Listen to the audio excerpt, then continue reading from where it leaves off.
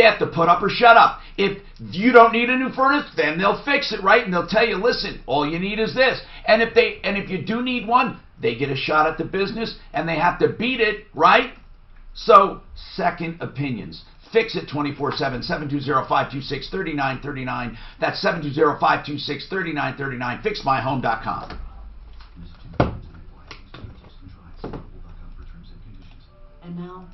Last night I couldn't sleep. I hate nights I can't sleep. God, I hate them. I just hate them. And I don't know what it is. You just toss and turn, and then you look at the clock, and it's an hour later, and I'm thinking, oh, shit. Yeah, I get up, and I just can't. I lay there in bed, and I'm like, that feels pretty good, you know? Wonder what time it is, and I look over, and it's like 12:23 or something. You're like, oh, no. I don't know what the hell is with me. I had this tea around 6 o'clock. It was a strong tea. Iced tea, and I just wanted to try it because it had CBD oil in it, you know, and I worked out and I wanted to see. And I'm wondering if that could possibly have that much of an effect later on. Like, you would think it would help you sleep, though. No, this one was called Awake, and it had extra caffeine in it. Sounds like it worked. Did exactly what it's supposed to. But I hate that. I hate when I'm really not awake. I hate when I'm like, I can't sleep, but I'm not awake. Why thousands of homeowners are working with Rex on the same. We almost got through one question remains. What's in it for the Divorce last night. Season 2. You know, Mark, I'm into so many different shows. My daughter shows me this one called Imposters. Oh my God. Oh my God. Imposters. I'm watching that new one on HBO that everybody was talking about. It's pretty wild. Euphoria. Yeah, I heard We about just it. started a good one called Yellowstone. I heard Is it about older? Is it comedy or not? It's Kevin Costner. Okay, I heard about it. Why does that sound so familiar? I love shows. I can't tell you how much. I say this all the time. This generation, whichever generation it is making all these shows, they're so fucking genius. Yeah. It's like we have a generation of the most creative people I've ever encountered. The baby boomers didn't do shit. We had sitcoms and all this bullshit, maybe some movies here and there, but man, it's like, how can every series, almost every series, be of that quality? Yeah.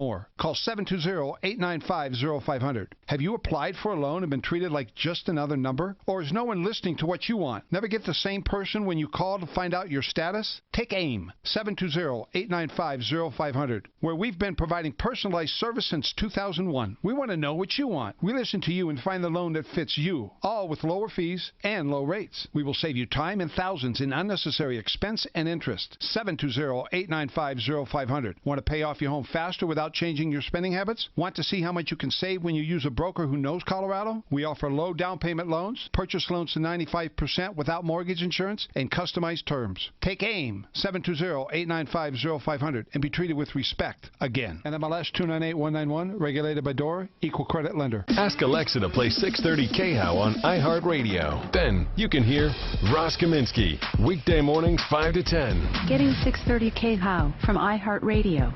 If Denver's talking about it, you'll hear it on 630 KHOW. Sugar, DJ. Old man allowed to make you moist and wet.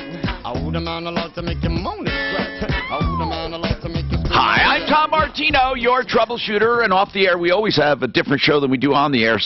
And if you're not streaming, haha, naughty, haha. Live on Facebook, live on YouTube. We're live through the breaks, and we have lines open at 303-713-TALK, 713-8255.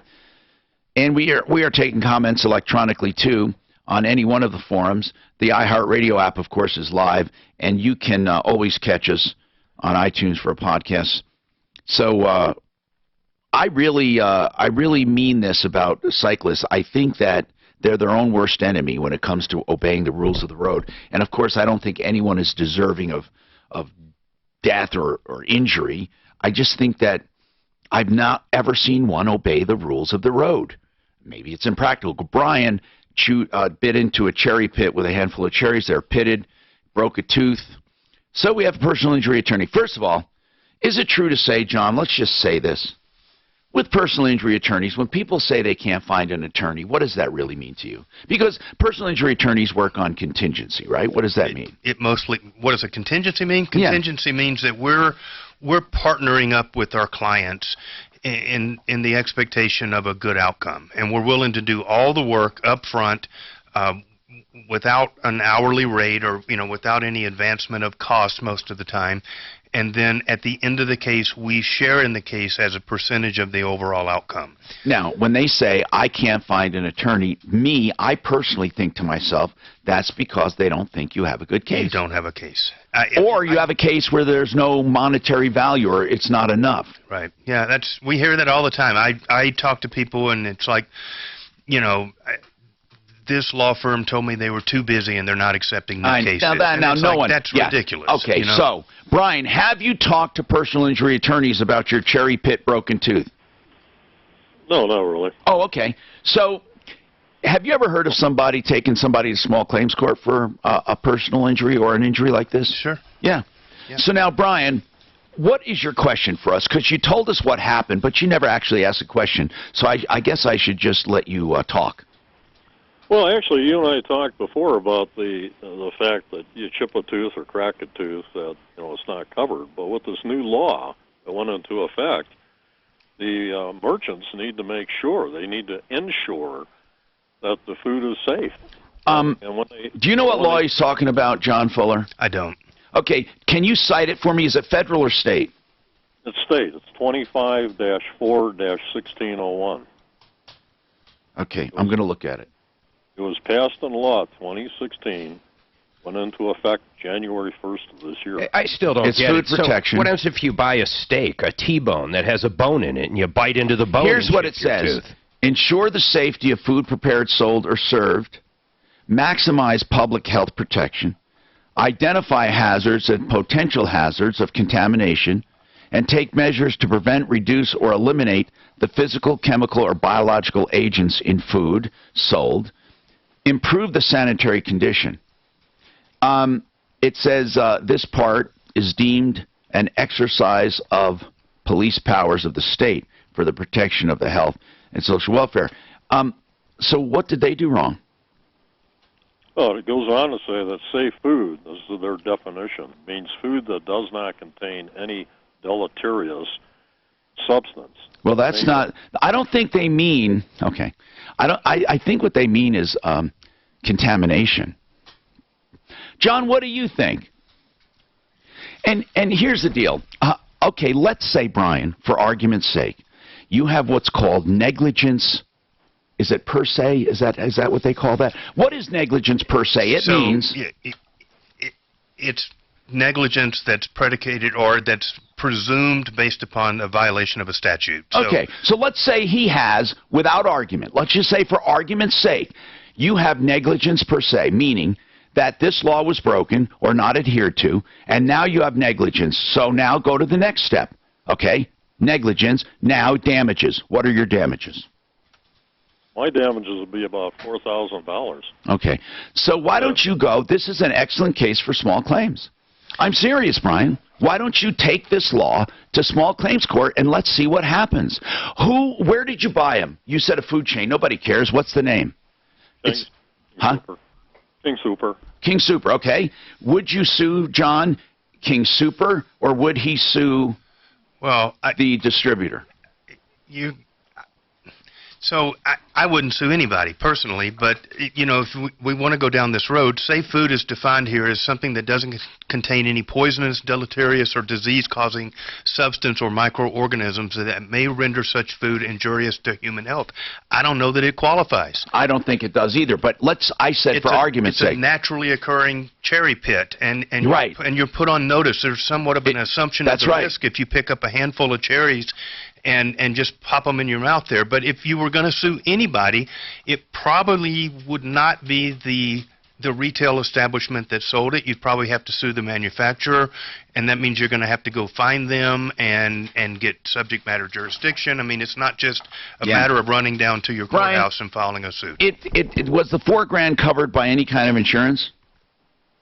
Part of it. Yeah, so that would be reimbursed. Anyway, bottom line, Brian, I don't think I'm not going to say I don't think. You're not going to find a personal injury attorney to take this. If you go to small claims court, as John says, you got to track down the party. I think you're reading too much into this law. This means contamination. A cherry pit does not contaminate food. It just doesn't. And I don't think you'd get anyone to agree with you. I understand that you're upset with your damages. I understand that. What did you think the disclaimer meant on the side when it says, you know, they can't guarantee that all of the pits were removed, basically? Actually, I didn't even see it. Okay. That's because you're negligent. Tom, what's going on? You got a comment, Tom? Nah, just what things you guys have been talking about. Yeah, about cycling. Cycling. I love cyclists. I think they do good for the environment by not doing bad. So shouldn't they follow rules of the road if they want to be respected? Absolutely, and you're right. I don't know that I've ever seen one follow the rules. Example, they drive through a part of town a lot, and there's bicyclists down there. So I give them their room, you know, and there's not a lot of room, so you have to wait to go around them safely. And then other cars do. And then when you come to a stoplight, they just run up alongside of you, and then they go up to the very front of the line, and then you got to do it all over again. That's just one of the little things that drives me crazy. And same thing like the others say, they don't obey. They just roll through stop signs. They put themselves right in front of you and become a nuisance. I mean, they're their own problem. They're their own problem, and then they get pissed off. If I don't know, they get pissed off. We have a right to be on the road. Yes, you do. You also have the responsibility to follow the law.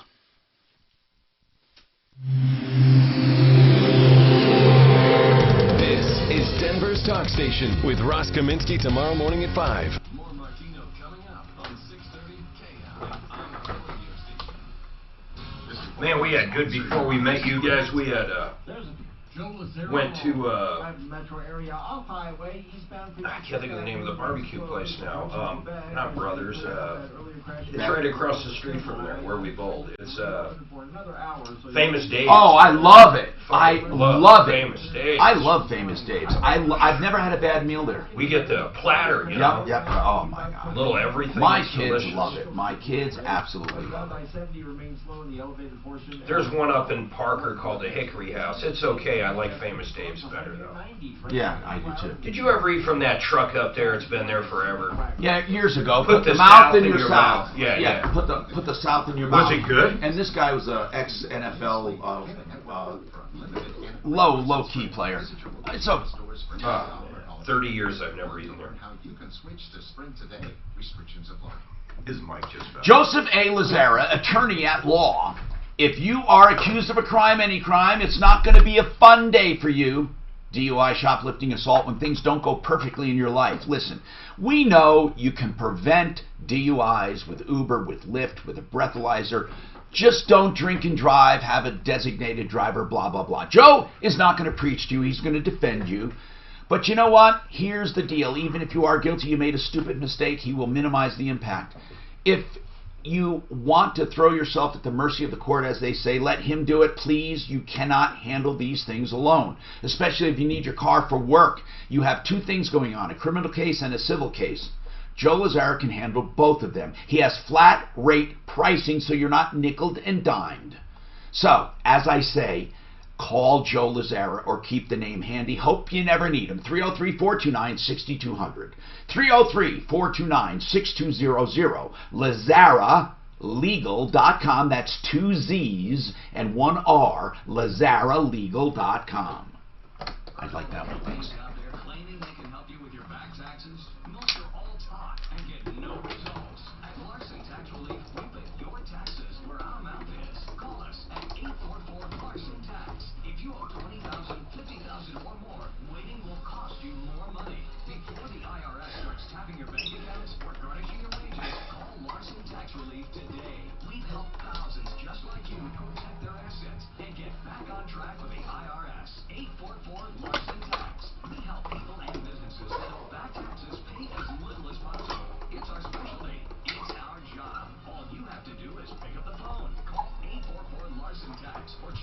TaxRelief.com. We're family owned and operated and rated A+ with the Better Business Bureau. We're so sure we can help. We offer you a money back guarantee.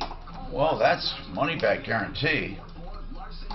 That's 844 Larson Tax. Hi, this is Courtney Pierce, owner of the You know what? my opinion, you just waste your airtime when you have an announcer do a commercial. Totally waste your airtime. Having what? An announcer. Do it. Hey, call yeah. Either you do it yourself as the owner. I'm so and so. Or you have somebody, you know, who people will listen to.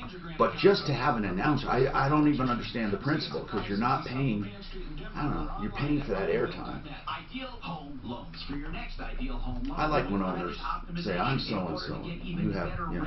They also have the pick your term loan. You may not want to go back to 30 years. Pick whatever term you want. If you refinance or you purchase and rates go down, they will refinance you free of all lender fees. This guy, Brian, Jesus, just cut him loose. Who? This Cherry Pit guy. Oh, don't have him. Make sure he doesn't. We're done with Cherry Pit, man. He's still on the phone? Yeah. I'm going to get rid of him. I have never purchased a product ever where I found You ever get people pissed because you won't take the case? They think they're really... Oh, I'm sure, huh? Yeah, I do. I got this one lady got turned on to me by you know who over here. Yeah. Did he give out your cell? She was fucking batshit crazy, and he loves those. He had an attorney of her own that I know, and so I sat down, did a consult with her, told her no, I'm not going to take your case.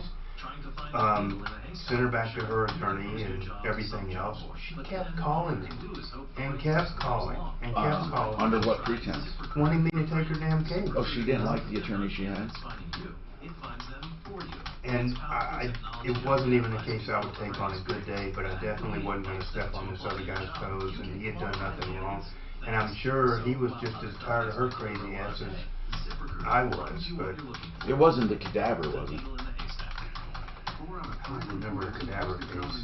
Brian, the cadaver more. Oh, no.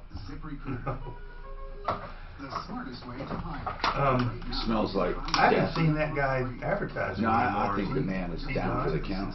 Who? Brian Cadaver Moore. The Bulldog, baby. The Bulldog. Denver's Talk Station, 630 KHOW. I'm Tom Martino, your troubleshooter. 303-713-TALK. One Clear Choice Garage Doors. Call them. You know who I'm talking to, Jake. One Clear Choice Doors. His spring broke. They'll come out and fix that spring.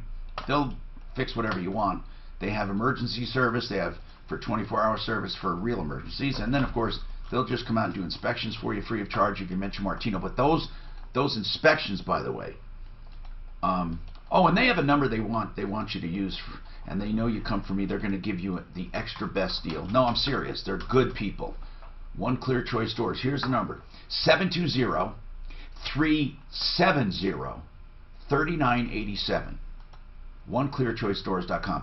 720-370-3987 for any garage door needs. I know these guys personally. They're all great people. Okay, so let's keep going here now. Cyclist comment from Derek, and then John has a Mega Million lottery ticket, I hope. And then he's going to split it with me, maybe. Derek, what's going on?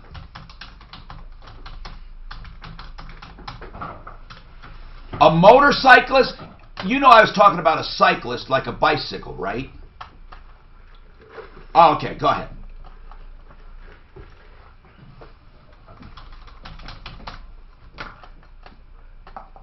Right. I didn't know that.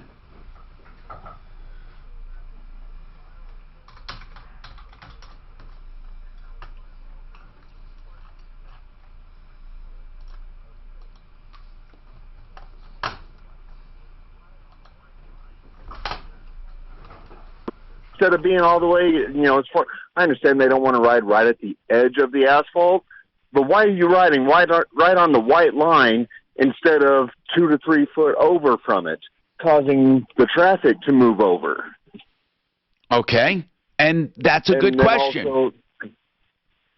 Also, I understand not all roads have a 3, 4, 5 foot shoulder, but where there is available, just bicyclists move over, give us, the rest of us in traffic, whether we're in our vehicles, cars, trucks, or on our motorcycles, because, a lot of times there's 3 feet that we're supposed to give them, well, I only have 2 feet, and that's how many I want to give them. Or you go into the other lane. Hold on a second. Steve, you're on with Derek, and Derek is a motorcyclist. Did you want to say something about motorcycles? Well, yes, sir. Thank you for taking my call. Yeah. Well, first of all, I live fairly close to Hamden and Colorado Boulevard. Yeah. About a couple of blocks. And they start about 4 o'clock in the morning. I guess I go to work, winding it up, and then they still go till about 7:30. You talking about motorcycles? Loud. Yes, motorcycles. Sometimes cars, too. Now they have this some kind of special muffler. They sound like some musical instrument, but really loud. It's a tuner, but tuner. Yeah. Tuner. The piano need a tuner. The motorcycle. Hey, listen. Seriously, Steve. You did bring up something that hits home, and I want to ask our biker here, Derek, about it. Derek, have you ever wondered why? Because you know there's no reason. Cars do not sit at a stop sign or a traffic light and do this. I mean, I'm wondering why bikes do that when you're sitting there. Okay. So, yeah. Now, a lot of that is personal preference as far as exhaust. But yeah. if you think back, come on, Tom, you're old enough to remember the muscle car and the drag racing days when it was real hot and heavy. Right. And so, a lot of the bikers really enjoy the rumble and all that, but it's not just the bikers, Tom. It's look at all the Honda drivers out there with the little fart cans, the little rattle cans on their cars. They're talking about tuning up. They're getting 500 horsepower as some of those little suckers. I mean, so it's not just bikers. Yes, we do a lot of it. But I was talking more like the idle. Why, when they're idling, why do they always punch it? I just never got it. Why? Because there's only 2 cylinders. It's a rougher idle on the. It's not as smooth of an idle as compared to a 4, 6, or 8 cylinder. So you're saying they're sitting there to smooth out the idle? Come on, Derek. They're going there like. Did you ever hear it on? I hear it all the time. They don't just sit there. Because if you just sat there, it'd be like this. And okay, but then they go. And I'm thinking, what the hell? John, what's going on with your Mega Million lottery? Well, I got a call the first part of last week saying that I'd won $2.5 million on a lottery. Okay, cool. And that's what I thought, too. Cool. Right. I said, well, you're going to have to come up with the taxes on it. Oh, never. And seriously, everyone listen. You will never be asked to pay anything out of pocket for a winnings, ever, ever, ever. If it's a true, legit winning and they report to the government, they might do a withholding. Or you get a 1099. They will never ask for taxes, ever. But anyway, what happened then? Well, anyway, they said, well, let's try and find you somebody that will front you the money. Okay, the plot thickens. Then what? So anyway, they call me back and say, okay, we found a person. He's going to send you a check, or he's going to send you a card in the mail. You'll get it this week. And how much will the check be for? $450. Oh, that's it? Just $450? Right. Okay. So anyway, and they said that they're going to have 2 deputies, a lawyer, the owner of the Mega Million lottery, and a partridge in a pear tree. Then what? And we're supposed to meet. Good. At the end of the week. Okay, so you have to bring $450 with you. No, this will never happen in person. No way. Somebody is going to bring you $450. Right. Why is this person fronting you the money? What do they want in return? They're going to write them a check. I don't know. That's the question. I have no idea what that's going to be. So wait a minute. So they're still expecting to meet with you. When is this going to happen? They're supposed to call me Friday because by that time the check should be in. I should have received it in the mail. Okay, would you stay in touch with us, and we'll film this whole thing, and we'll go with you or have somebody hiding out. No one will show up. Won't happen. Well, hold on, Mark. How are they going to do the scam if no one shows up? I have no idea, but no one's going to show up. Well, let's play along and see. All right. Well, he asked me also, do you want to make it public or do you want to make it private? What did you say? Very public. I said, at first I wanted to say, I said I want to make it public. But then I got to thinking about, no, maybe I better make it private. Okay, so listen. So anyway, you never believed this for a minute, right? I'm still not believing it, no. Okay, so what do they want from you so far? You're just supposed to meet them, right? Right. And then what? They're going to present. Tell me what they say is going to go down. They say they're going to present the $2.5 million to you, to me at the bank. And then where's this 450? Is that guy going to be there? I give them 450. I don't know. I guess to them, yeah. Okay. Listen, I really want to follow this through to see what's up. Okay, and I'll do it with you. I mean, you know. If not in person, virtually, to guide you along. And I want to see where the scam goes. And we'll keep you from getting ripped off, but I want to see where the scam goes. Where I think it's going to go is this. I think that $450 check is going to be for like $2,000 or $2,450 or something, and then you're going to have to cash it and bring the $450 and keep the rest for process. I don't know. It's something. They probably would hand him the money, but then make him write a check out of his own account for the taxes or something. Right. And then, you know, nothing's ever going to clear on that deposit. So nothing. No one's going to show there's up. No way. I have no money, which I don't. Well, let's put it this way. We're going to play this along, okay? Do you have a phone number? My phone number? I have their phone number, too, the guy's phone number. And did you ever call him on that number? Oh, yeah. All right. Please keep everything there, and then please call us back. Suzanne, give him a number he can get through on so we can get this guy. I want to follow him along. Now, Derek says he has a solution for cyclists. Go ahead, Derek. Yeah, the proposed solution is about a 3-mile radius from the house, from your house of residence, because you can get a DUI on a bicycle. And so those that want to ride the long-distance roads, you know, going up Mount Evans or take Highway 83 in between the Springs and Denver, hey, that's fine, but why don't you go ahead and pay a road tax for your bicycle on that?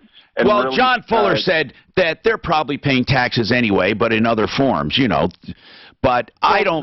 If they have a registered vehicle, fine, but if they want to ride their bicycles on the roads that are maintained by Department of Transportation, then their bicycles should be tagged. And I'm not talking about the kids riding around in their neighborhoods, but those No, I know what you're saying. I don't think there's anything wrong. I don't think there's anything wrong with registration fees for cyclists. But what they want to do is they want to try to they want to make cycling attractive so people will do it. You're saying that they should chip in for use of the roads. What they're afraid of is that people will stop cycling, and they want to make it easy to cut down on the air pollution and all of that. And my only thing is I want them to follow the law. This report is sponsored by Sprint. There's a few of the normal slow spots in the highway drive across town. For the most part, you're in pretty good shape, though. Westbound I-70 remains stop and go on the elevated portion. And, of course, westbound I-270 heavy between Vasquez and the I-70 interchange as well. Northbound I-25 slow downtown from Alameda traveling up to Colfax. Just a minor blip of delay on the southbound side. Otherwise, the highway drive looking fairly decent. Off-highway, eastbound 56th Avenue remains closed there approaching Quebec as crews are cleaning up from this morning's semi-rollover crash. The weather forecast. Going to be sunny today. Slight chance of afternoon storms with a high near 90. Right now, a few clouds and 78. With your traffic and weather, I'm Pete Wagner, 630 KHOW. Hey guys, see how you can get both an unlimited plan with one of the newest phones included for one low price. Visit your local Sprint store, sprint.com, or call 800-SPRINT-1 to learn how you can switch to a Sprint unlimited plan today. American Restoration. If something happens to your property, like a flood, a storm, mold, fire, chemical contamination, toxins, asbestos, meth, lead, it's called property trauma. What I urge you to do is take down this name. If you ever need them, I hope you don't, please call them. You can trust them in an industry riddled by corruption. It's American Restoration 24/7. American Restoration 24/7. 833-7 AM-REST. 833-7 AM-REST. Finding great candidates to hire can be like, well, trying to find a needle in a haystack. Sure, you can post your job to some job board, but then all you can do is hope the right person comes along, which is why you should try ZipRecruiter for free. ZipRecruiter doesn't depend on candidates finding you. It finds them for you. Its powerful technology identifies people with the right experience and actively invites them to apply to your job. You get qualified candidates fast. So, while other companies might deliver a lot of hay, ZipRecruiter finds you what you're looking for. The needle in the haystack. 4 out of 5 employers who post a job on ZipRecruiter get a quality candidate through the site within the first day. ZipRecruiter, the smartest way to hire. And right now, you can try ZipRecruiter for free. That's right, free. Just go to this exclusive web address, ZipRecruiter.com/free. That's ZipRecruiter.com/free. ZipRecruiter.com/free. Sheridan Auto Tech. Good people. And isn't that what you really want in an auto repair shop? So you get what you need when you need it, and you get it done right. Kevin Calkin, the owner, is honorable and will never sell you anything you don't need. He has thousands of loyal customers, been in business more than 20 years. 303-455-7242. Or visit him in 2 convenient locations. In Lakewood on Colfax just west of Wadsworth, or in Aurora on Havana just south of 6th Avenue. Sheridan Auto Tech. If you're running out of room in your home, like maybe you're a hoarder or you've got some new kids, those things are kind of the same, really, right? I've got some great news for you. Mortgage rates are incredibly low, making it easy and affordable to upsize your space. Hey guys, it's Ross Kaminsky for American Financing, and now is the time to move into your forever home. And the salary-based mortgage consultants at American Financing are the people you need to call. They've been around for 20 years, born in Colorado, and continuously growing with our real estate market, so they know what it takes to get you into a home for less. I'm talking about low rates, custom home loans, and again, a business that was founded right here in Denver and remains Colorado's home for home loans because they know this market better than anybody. So make the call today. There are never any upfront fees, and it only takes 10 minutes to start. 303-695-7000, 303-695-7000, or online at AmericanFinancing.net. NMLS 182334 regulated by 52 or 53. It's sunny. I don't heal as well from my fuck-ups these days, you know? And so I broke my ankle up in the mountains a few years ago. And it was one of those, what the fuck are you doing here moments? You know, you're 7 miles back in the middle of a wilderness area. Nobody knew exactly where I was. Why am I doing this? Why am I doing this? You know, I've got a family, I've got I think about lots that, of but we people gotta that- have fun, John. I do have lots of fun. Okay, you're voting. Okay, Yes. but you have something. That's what I'm saying. Maybe I don't get me trade what I wrong, have. I could flip that boat over and drown my ass in the ocean. It happens all the time. Yeah. You know, storms come up. I mean, shit happens. There's nothing that. And you I'm can not do thinking for of fun. getting out of it because of risk. I'm Well, thinking of just changing my life. You know? So, but that's specifically my concern about horses, because you cannot have a horse and ride it without shit happening sometime or another. Just a goddamn horsefly can land on and sting the ass of that horse, and you've got a rodeo on your hands. You're right. And it's no fun to do a rapid dismount off a horse. No, I know. Look, So, I've been thrown. so that's me. I just, you know, You're feeding right. them and all that stuff, that's fine. You've got the place for it. It's, you know. Maybe but not a motorcycle. Stephanie won't let me. No, you don't want that anyhow. We don't want that either. There's I'm too many. That's fucking not you, idiots. that's the rest of the morons. Colorado is so fucking crowded right But now. I'm just thinking of, you know, like, I'm not good at multitasking. I'm not one of these guys, and I see them, they have jet skis, they have, you know, just name it, dirt bikes, and then they have scuba gear, and then they have, and you know damn well, they're just touching on something here and there. They're not really passionate. I have aviation, and that's it, and I used to have horses, but I just feel like aviation, I love it, but I mean, there's no one to enjoy it with. It's like, Did fucking you buy nobody. one of your kids a plane or something? Did you have one coming up that was Griffin, fire? he's just got his Griffin's doing great. And so Bonnie's learning the helicopter. But okay, that's nice. But it's like, I'm thinking, you know, I go out and just make holes in the sky, and I'm thinking, you know, what am I doing? I really do. What am I doing? It's so expensive. My mom and dad enjoyed it together. Yeah. Right. That's another component of it, too. You know. Hi, I'm Tom Martino, your troubleshooter, 303-713-TALK, 303-713-8255. Yes, let's talk, okay? Now, Clark wants to talk about those public scooters. I had someone come to me at the gym and say, Tom, these scooters are a freaking nuisance. They're worse than any cycles. They're worse than anything. They're all over the place. They look bad. They're parked anywhere. And a lot of people are starting to dislike them. Go ahead, Clark. What do you have to say about them?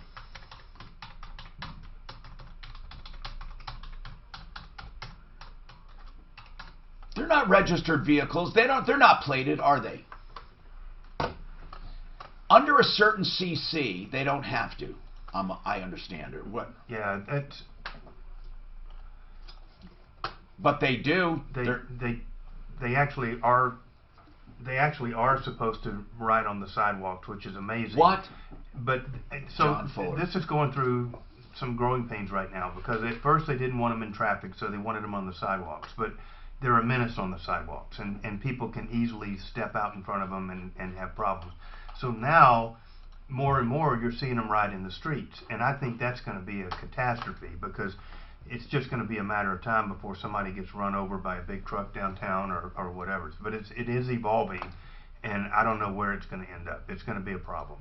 Clark, do you like them or do you not?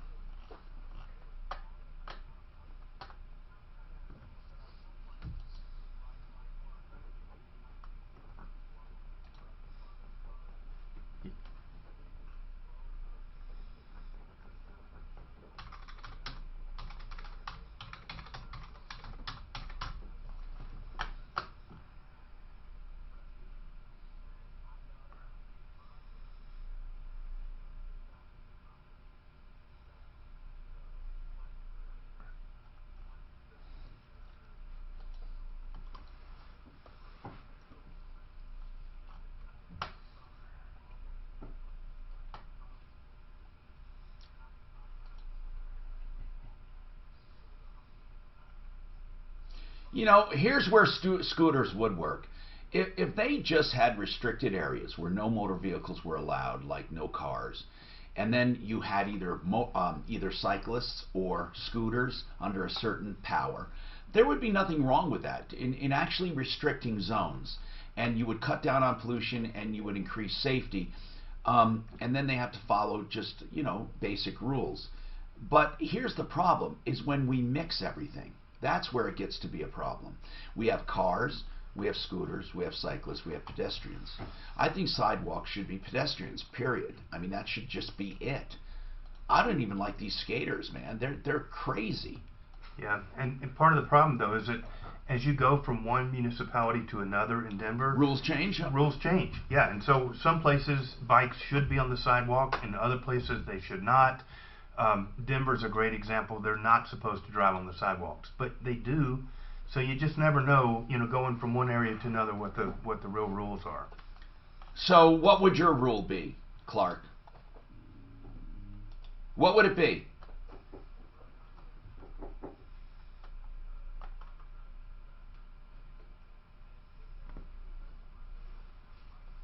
Okay, Jim, you have a comment? And Trina, we have not forgotten about you and your roofing issue. Please hang on. So, Jim, what's happening? Yeah.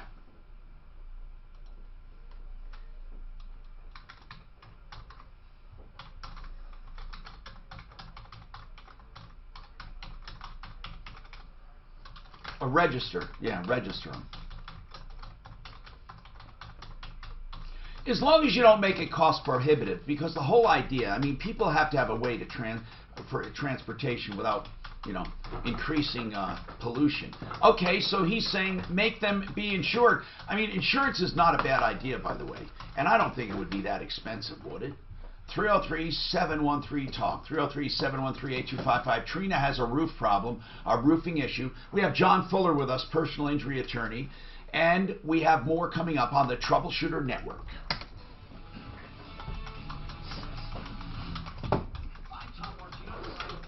I wanted to look for these Trek bikes. I don't know if it was a Trek the guy had. I thoroughly enjoy my bike, but it is so dangerous to be out there riding.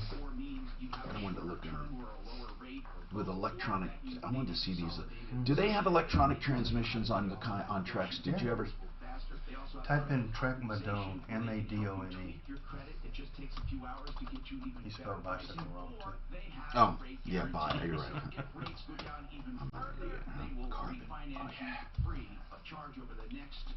What the frick? Look at this. Yeah. Oh, that's nothing. I don't know where you went. You went to Amazon.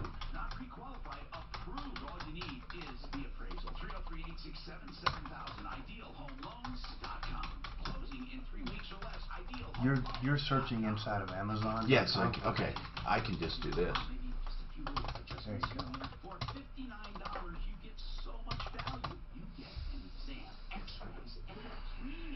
Like these. Yeah, there you go. Oh, this is where it is like this. Are they all basically the same? They're similar frames, but the higher up you go, you get into those carbon fibers. And I mean, everything in biking is just like airplanes. It's components and how crazy you want to get, carried away. Look at this frame. That's $4,000 just for the frame. Do you have people that build everything? They just... Chance the guitar player's coming in Thursday. And he said you might want to give your audience a heads up because we'll have more listeners if they know he's playing guitar on Thursday. He's the best, man. Is he? Really? He is that good? And, oh my God. He said he played over the weekend. He's as good as Bonamasso. Yeah, no, he is as good as anyone you ever want to hear. Any or remaining here and getting a green card. The rule is set to go into effect in October. The National Immigration Law Center is planning a court challenge, saying the policy penalizes immigrant families who struggle to make ends meet. Steve? Thanks, Rachel. Attorney General William Barr says the Justice Department will get to the bottom of the circumstances surrounding the apparent suicide of Jeffrey Epstein. This case will continue on against anyone who was complicit with Epstein. The disgraced financier was awaiting trial on child sex trafficking charges when he was found unresponsive in his cell Saturday. A person familiar with the federal prison that housed Epstein says guards in his unit worked extreme overtime shifts because of staff shortages. A bloody weekend in the Windy City. Fox's Jeff Manasso has more live from Chicago. Steve, an 8-year-old girl shot at a barbecue on the city's west side is among 43 people who took bullets this weekend. She's expected to live, though a 16-year-old boy is among 4 people who were killed by gunfire. We have to, as a society, make up our minds and have the will to do something about this stuff. Chicago Police Superintendent Eddie Johnson has long blamed what he calls a soft criminal justice system. It follows this year's worst weekend of gun violence, where 52 people were shot and 7 killed here last weekend. Steve. Thanks, Jeff. This is Fox News.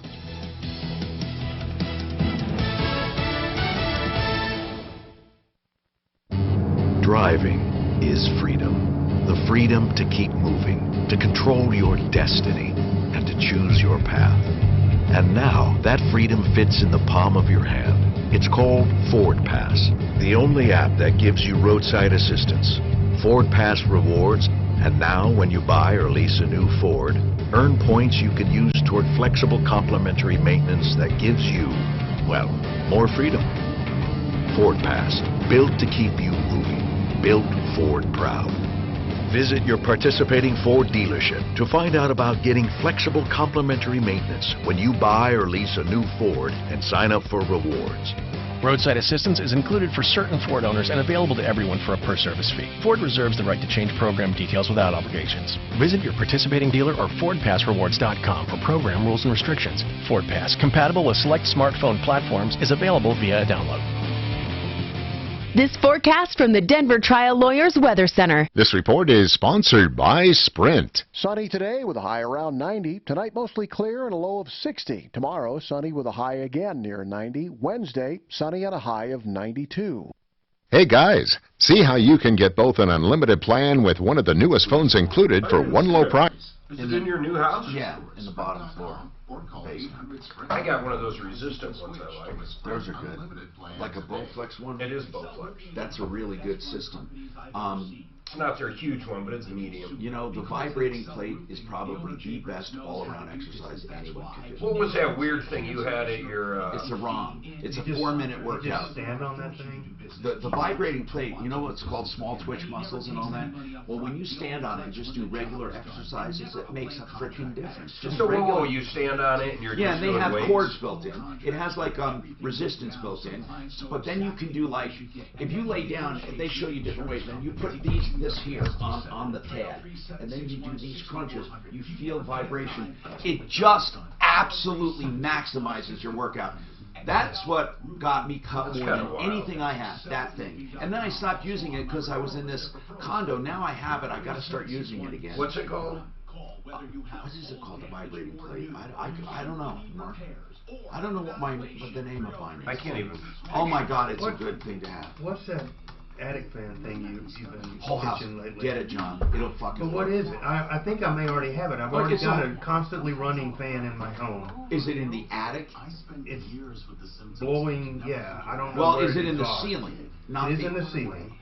He's probably It's a whole house fan, then it works. Okay. But what you do is use it properly. You use it morning and evening most of the time. Mine's on 24/7. I don't understand that. That shouldn't It's got a be. high and a low.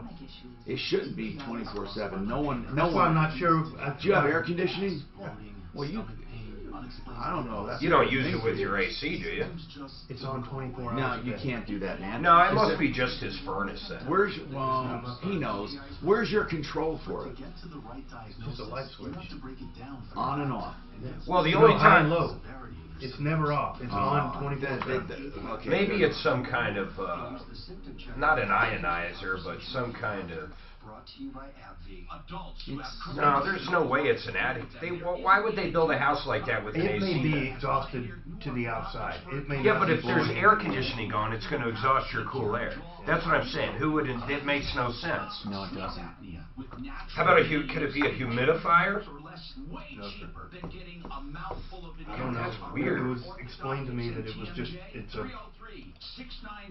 Oh, you know what it is? Air moving. I bet it just keeps exactly that. It probably does not vent to the outside. It probably keeps the house even. It's not a circulating fan. It's really not. It vents to the outside. It either vents into the attic and then vents out that way, but I promise you, it's on 24/7. Maybe it Then just sucks wrong, in John. from the very top. John, it could be costing you a shitload of money, man. That's what doesn't make sense. And then how about in the winter? It's on too? Hi, I'm Tom Martino, your troubleshooter. Welcome to the only show of its kind anywhere in the universe where we are solving problems, answering questions, taking complaints, and making your life a little easier. This hour brought to you by Renew Home Innovations. If you remember that, you'll remember the best showers ever in the world, Renew Home Innovations. We talk about good things, bad things, in between things, what you should do, what you shouldn't do, where you should buy, where you shouldn't buy, some of the things that can hurt and help you. And one of the things I love to talk about are great deals. And Renew Home Innovations, if you're looking for the best showers in the world, that's what they do. The Kohler guys, they're Kohler partners, but they do more than that. But the showers are their forte, and they can do the whole bathroom. Renew Home Innovations, and they really have different price levels. But if it's your dream home, you do this Serica, which is like a composite stone material, or they can do solid porcelain. Oh, my goodness. 303-904-2000. And you can trust them because I've given them the seal of approval. Truly have checked them out. RenewHomeInnovations.com. 904-2000. Speaking of seal of approval, we got John Fuller with us, personal injury attorney. We've been talking about cyclists, rules of the road, scooters, and motorcycles and cars. And Trina wants to talk about a roofing problem. Eric wants to make a cycling comment. Eric, hang on, please. Ed has a townhome deposit problem, and Ed, I will get to you. But Trina, this roofing thing seems pretty critical, according to Suzanne. What is happening? Hi, Tom. Hi. Thanks for taking my call. So what's going on? Okay, I've been in a 2-year battle with these people. What is the battle? Many issues, many problems. When did you have the roof done, dear? When did you have it done? In May 8th from the hailstorm. May 8th of this year? No, 2017. And since then, okay, so the roof was completed though, right? Yes, sir. But then what kind of issues did you have? I had, my first symptom was the brown ooze coming out. But I did many calls and they never responded. What's the name of the roofer, Trina? Veteran Roofing. Veteran Roofing? Jason Beyond the Leo, or he has 3 last names. I guess here's what I need to know, Trina. You had your roof done in May of 2017. Did you pay them in full? Yes. How much? It was like $6,500 and then another $1,500 for a layer of space decking that I did not need. All right, so what is the problem today? Not what you went through, but what problem do you have today? Okay, the highlight is my first permit was from 6/9 of 17 going through 4/2 of 2019. Nowhere is a roofing permit for 2 full years. Trina, I don't really care about the paperwork. Here's what I care about. What are your roofing issues today that we can help you with? Currently, I don't have a roof, and I've had more So you have damage. you have no roof on your house. Do you have bare wood? Yes. There's bare plywood on your house, no roof whatsoever. Right. How did that happen? In their attempt to mitigate the mold, they left my home unattended for 5 weeks. Hold on, Trina. They did your roof in 2017, and you said they completed it. Now you're telling me you have bare wood. When did they strip the new roof they put on? When did they strip it off again? In June of this year, June 17th. Did they come back under warranty? No. Okay, then why did they strip it off? Why did they strip your roof down to bare wood? Because the roof had failed for no vents. Who stripped it down? Veteran Roofing. The same roofing company. You had them come back, and they said, okay, Trina, we're going to redo it. Is that what they said? Well, no, it didn't happen like that. How did it happen? You go ahead and tell me, because I'm very confused. You had a complete roof done in May of 2017, and now you have bare wood. So tell that story. Okay, so December of 2018, I couldn't, previous August of 2018, I couldn't see out of my windows, but I didn't know that's what the issue was. I had new windows, and they came to inspect the windows, and then they inspected the roof and failed the roof. So they had to call a company to pull out my insulation to constitute the drying, or to start the drying process, and then mold blew up in the middle of December in the cold, which is impossible. My home was so full of water, causing warping. So you're telling me that when they put the roof on in 2017, they didn't do it correctly, and it was leaking the whole time, right? It wasn't leaking. It was condensating because there was no ventilation. Okay, gotcha. And this caused mold. Yes, sir. And it caused warping. it caused your windows to fog up. Yes. Okay. And so it was because the roof was not vented properly? Yes. So then, keep going. Then what happened? So June 17th, they removed us from our home in attempts to mitigate. Who did? Who's they? Veterans? Yes, sir. So they came. They actually came back and said you have to leave your home. Yes. And So they moved us to a motel. So they were. I mean, it sounds like they were trying to be stand up about it. Kinda. It appears on the exterior, but there's been many. Right. Are you back in your home? No. So you've been out of your home since June, and this veterans stripped your roof off, and your house is bare right now, bare plywood. Well, I had to call like 30 companies to try to get somebody to come tarp the roof. Did you get a tarp? Yes, a guy from 3D Roofing was the only guy. Did veterans put new decking on it? Yes, they did, but they ignored city inspectors. They said they wanted a structural engineer report back in January of this year. So right now, what do you need right now? You have someone who now tar papered or whatever you call it. They put over the laminate over the plywood. So what do you need right now? No, I need everything. I need electrical. I need the mold mitigated is now blown up into the salt they sink. left your home completely wrecked? Yes. Did they tear out drywall? Hold on. Did they tear out drywall? Yes. So your home is pretty much gutted.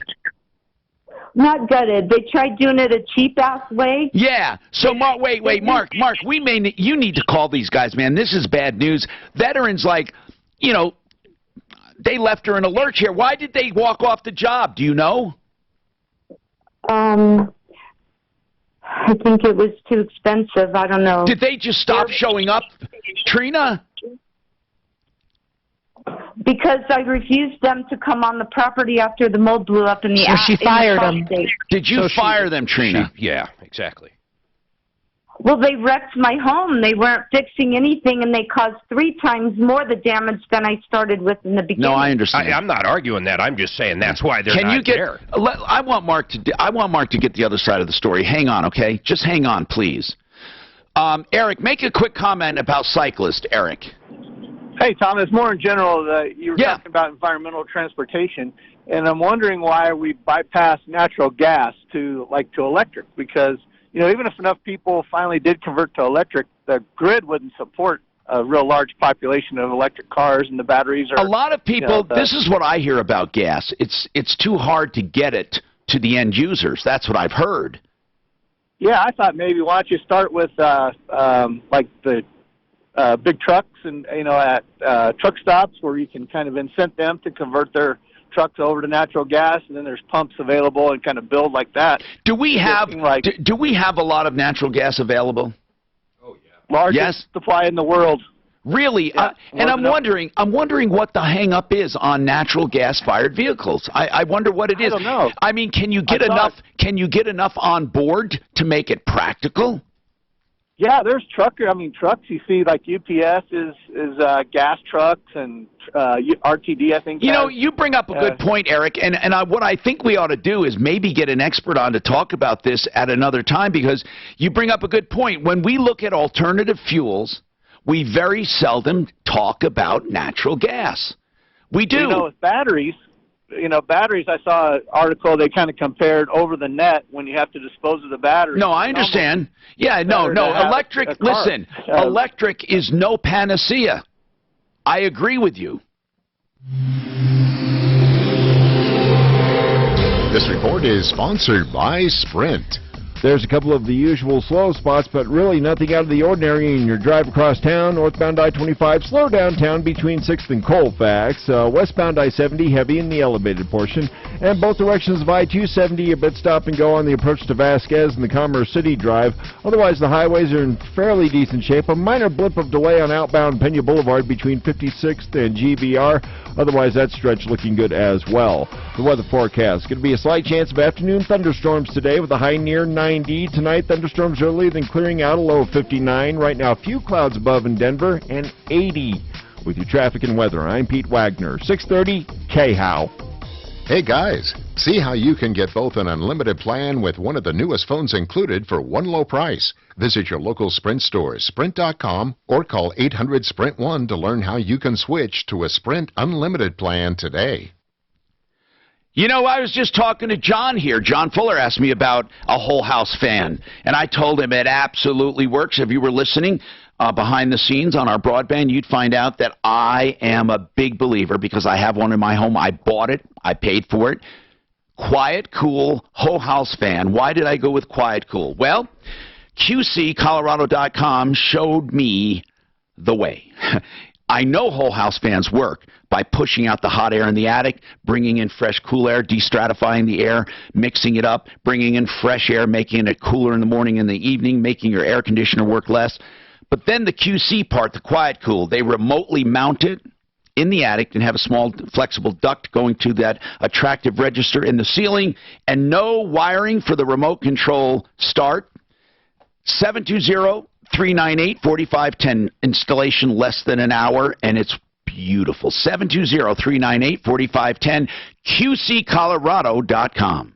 Hi, this is Courtney Pierce, owner of the all-new Buy and Build Kitchen and Bath. We are now open at our new location, 560 South Lipan Street in Denver. Our showroom isn't quite finished yet, but we are open and ready to help you save a bunch of money on your brand new kitchen or bathroom. We offer the area's best deals on kitchen and bathroom cabinets, granite countertops, and more. With 2 colors in stock ready for immediate pickup and many more just a few weeks away, we can save you thousands without the long wait. Come in now to see all the colors and styles. 560 South Lipan Street, Denver. Look for the big orange and blue building. You can't miss it. I want you to get genuine stem cell therapy if you're thinking about avoiding surgery, because it is an alternative to surgery, and Centeno Schultz has been treating people for years. They can fix ACL tears, for example, with a needle instead of a knife. You've heard me talk a lot about stem cells, and I urge you to go to medical doctors who really know what they're doing, that harvest stem cells on site. So if you're ever at a clinic where they say they're shipping them in, it's phony. You cannot get living stem cells from amniotic fluid that's shipped in or umbilical cord blood. If you're looking for true living stem cell therapy, Centeno Schultz. We're lucky to have them right in our backyard. People come from all over the country to be treated by them, and they're right here in Broomfield and in the Tech Center. 303-963-9201. Before you have surgery, at least consult them. You could avoid surgery in some cases. 303-963-9201 or avoidsurgerytoday.com. And ask about their weekly seminars. You might want to attend one of those. When you think about home loans, think Ideal Home Loans and the help they can give you. We want to work with affordability and what you can make as a payment every month so that you're comfortable and in something that works well for your situation. Call Brent Ivanson and his team at 303-867-7000, 867-7000, idealhomeloans.com.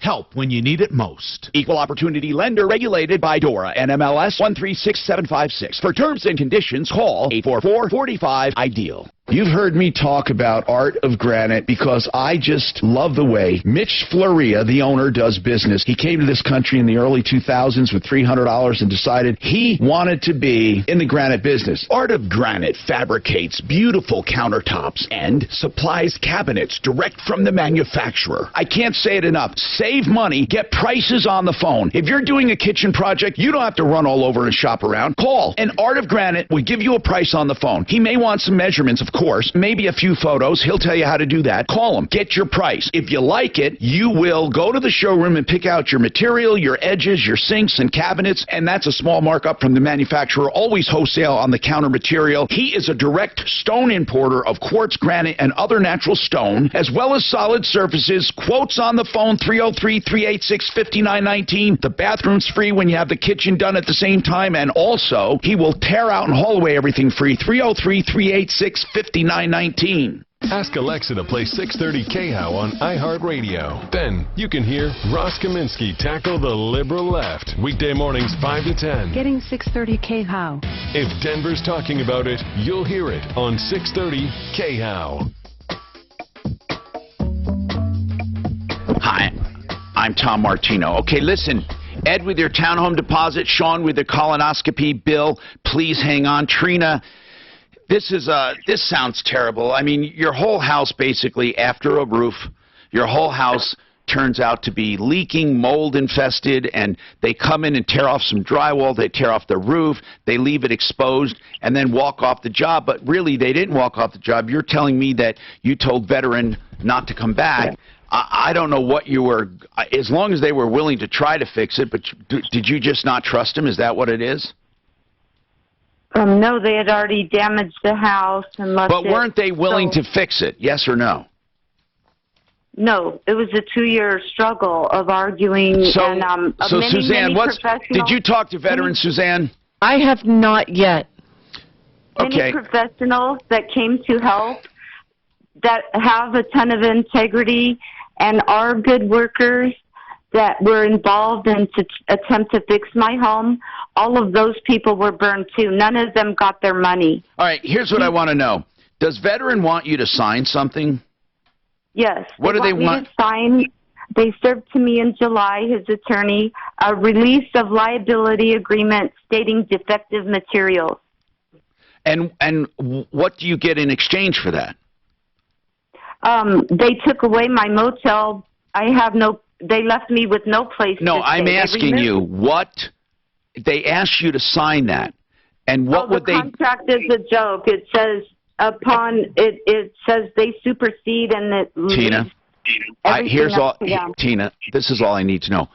They said to you, please sign this release, and in exchange, did they offer you anything? The contract is worded to where it's fully on my responsibility. Okay, so they want you to sign something releasing them from liability totally, and then they walk away and do nothing. Is that what they want? Yes. But why would you do that? I don't. Are they saying if you sign this, we'll fix your house, or are they saying just sign it for the hell of it? I mean, truly, Trina, it doesn't make sense to me. They're asking you to release them from liability so they can walk away. No, they promise of what they did to attempt to mitigate the mold. There's some... Are they saying if you sign it, they will fix it? Is that what they're saying? No. What? Okay. They're just asking you to let them go. Just sign a release. Is that what they're saying? For nothing. They're giving you nothing in nothing at all. No. I don't believe you. Sorry, Trina. I don't believe you. Now, well, I have the contract. Well, send it to me. Send it to me, okay? Because I don't believe you. I'm sorry. I don't think you're lying on purpose. How do I send that to you? Well, we'll figure it out. But here's what I mean, okay? I'm not saying Veterans Roofing is doing something good or bad or indifferent. What I'm saying is this.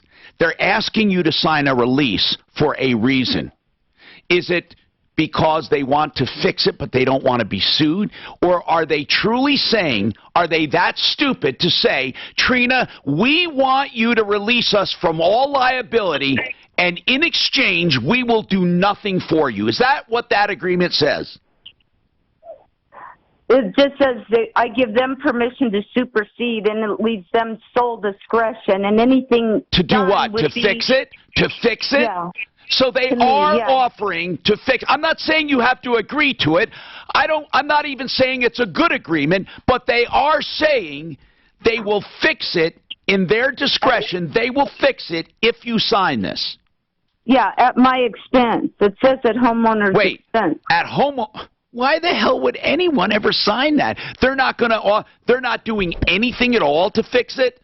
Like they're not chipping in anything. We got to call. Okay, let's just stop. We need to call veterans, okay? I'll call them. We need to call and get their side of the story.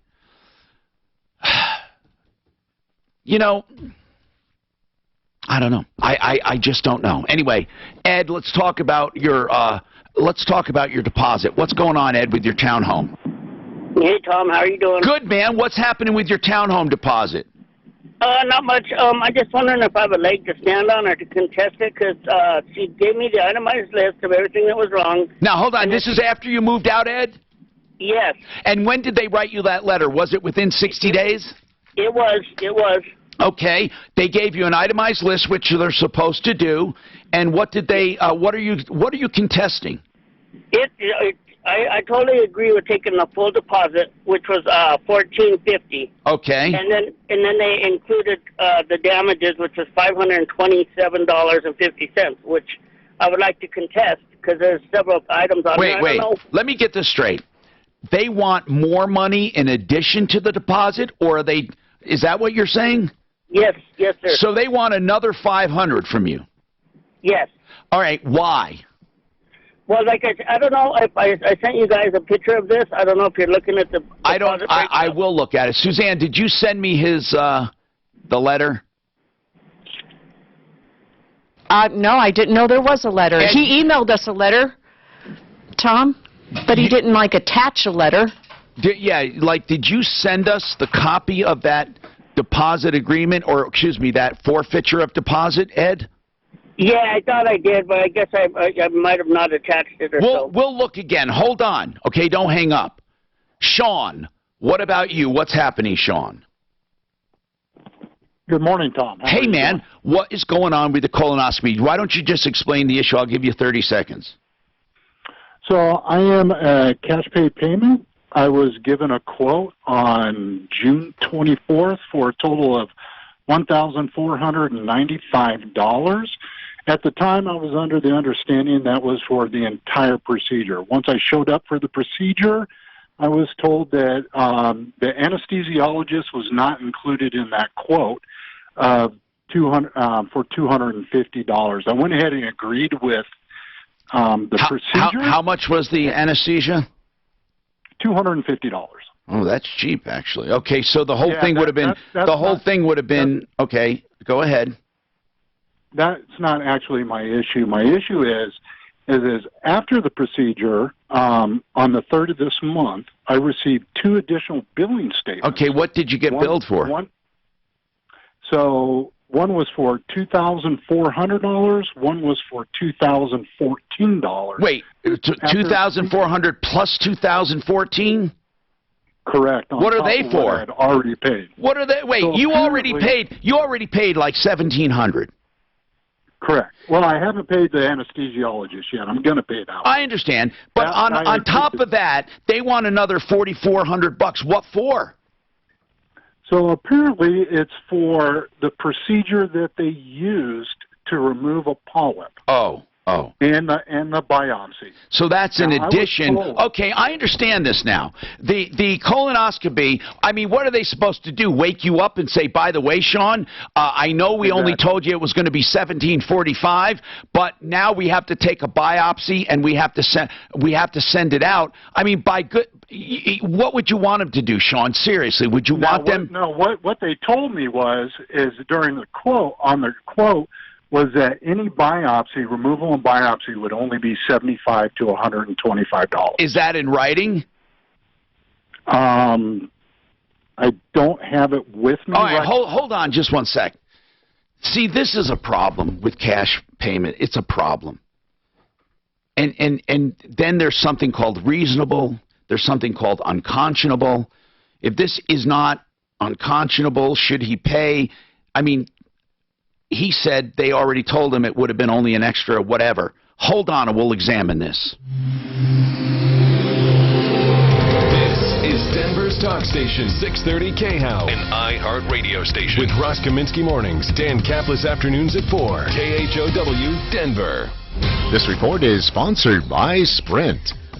If you've got somewhere to go, now's a pretty good time to get there. Just a couple of the usual slow spots in town, but really the highways are in pretty good shape across the Mile High City freeway system. Downtown, you're going to run into a bit of slowing. Northbound I-25 between 6th Avenue and Colfax. Southbound looking pretty good.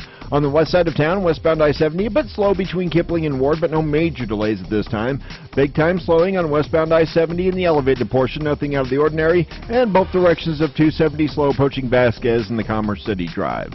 The weather forecast. Going to be a slight chance of afternoon thunderstorms today with a high near 90. Right now, a few clouds above and 80.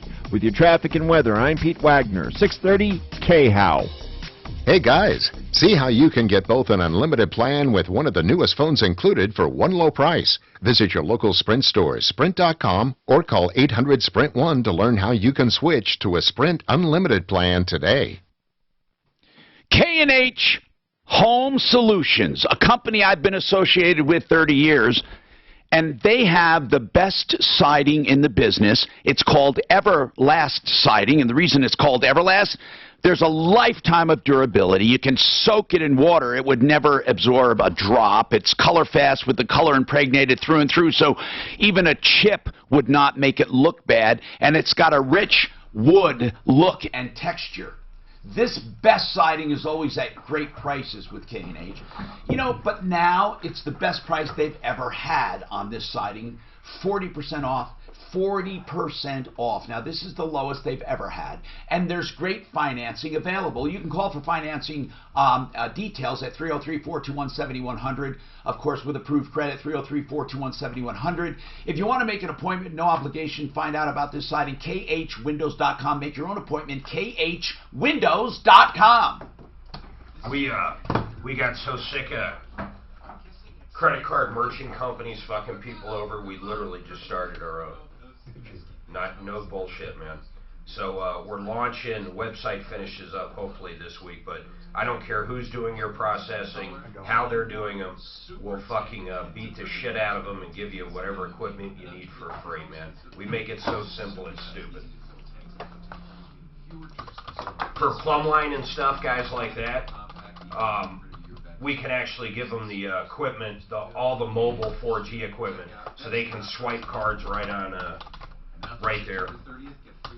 No contracts, nothing, man. It's crazy.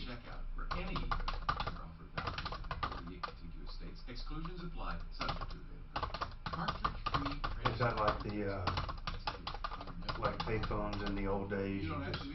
You earn a percentage of it, or how do you do that? Say that again. Do you guys just earn a percentage of the amount that you process? On some of the deals after all the free equipment and shit are paid off, but they're so aggressive. Eventually, yes, we'll have a little book of business, but that's not why we did it. Did you have to do that through a bank or something, a clearinghouse, or Bigger. how does it work? No, it's bigger. It's top tier. It's First Aid. It's the largest. They end up doing virtually all of it at the top level. Yeah. There's like 2 or 3 that do everything in the world. So it's direct with one of those guys. What do you call these guys? It's a crazy when they write, it's not catfish. When they write, they go on to bulletin boards and stuff, and they write really bad comments and all that. They're just like ridiculous. Trolls. Okay, thank you. That's what it's fucking crazy though. Yeah, that's the word. It's crazy how much we partnered with this team. It's our own LLC and stuff, but these guys do a ton of software for like big customers like Norwegian Cruise Lines is one I'm thinking of. Can you imagine how much credit cards that fucking thing takes worldwide? Everything's credit cards. So, but what we like about it more than anything is 0 contracts. The equipment's free. It's all the stuff they try to fuck everybody on. Oh, you want to leave us? Well, you got to pay up X amount we would have made in a year or 2. Oh, you need new equipment? Oh, that's going to cost you $800. It's all bullshit, man. These guys up at the top are happy to provide hardware because they make it consistently coming back to them. So, interesting. Yeah, it's cool. When is that going live? I got to have the website done, and then probably by the end of this month we should be live. I'm trying to figure out the simplest way. So a guy like you basically uploads a copy of yours now of what your fees are in any given month. Then we simply return to you what it will be. Simple as that. And then what equipment or what programming on the equipment you have now you'll need. I mean, we want it to be as easy can get. Simple as that. But I need to be able to show you exactly how much we're going to save you. That's the part of the website I'm working on right now. Or having. Hi, I'm Tom Martino, your troubleshooter. 303-713-TALK, 303-713-8255. Did you call the roofer yet? I did. I spoke to a young lady over there. She's going to pass everything on to the owner. I really don't have much more to report. Okay, well, Trina, we're going to get back to you when we do. We'll follow this up. Trina's claiming that Veteran Roofing came in and ruined her house, and now they refuse to fix it. They want her to sign a release for nothing. They want her to sign a release, and they will do nothing for her. But that they put on a roof that leaked over time, caused mold, they tore her house apart to repair it, and then walked off the job. Veteran Roofing, and this is serious, so we need to figure out what's going on. We don't know what went on. Ed, you want to talk about a townhome deposit? This guy wrote you a note saying he's going to keep money, and he did everything correctly, except you're protesting. You don't mind if he keeps the whole deposit, but you don't want to pay the extra $400. And I don't know where I left that. Let's see. Hold on. I was going to have you send me that letter. Did he send it, Suzanne, yet? Okay, hold on. She's just getting to the email. All right, and then we're on the colonoscopy issue, and he said he was a self-pay first colonoscopy, Sean, and he said that in addition to what he paid for the colonoscopy, he was charged an extra $4,400 for a biopsy and lab. That is not unusual. That is not out of the ordinary in cost, but he said it goes beyond their understanding. Now, what I find odd, Sean, you said you got in writing the price of $1,495 plus $250. Is that right? But why didn't you get the other part in writing where you said they told you if there were any additional biopsies, it would be how much?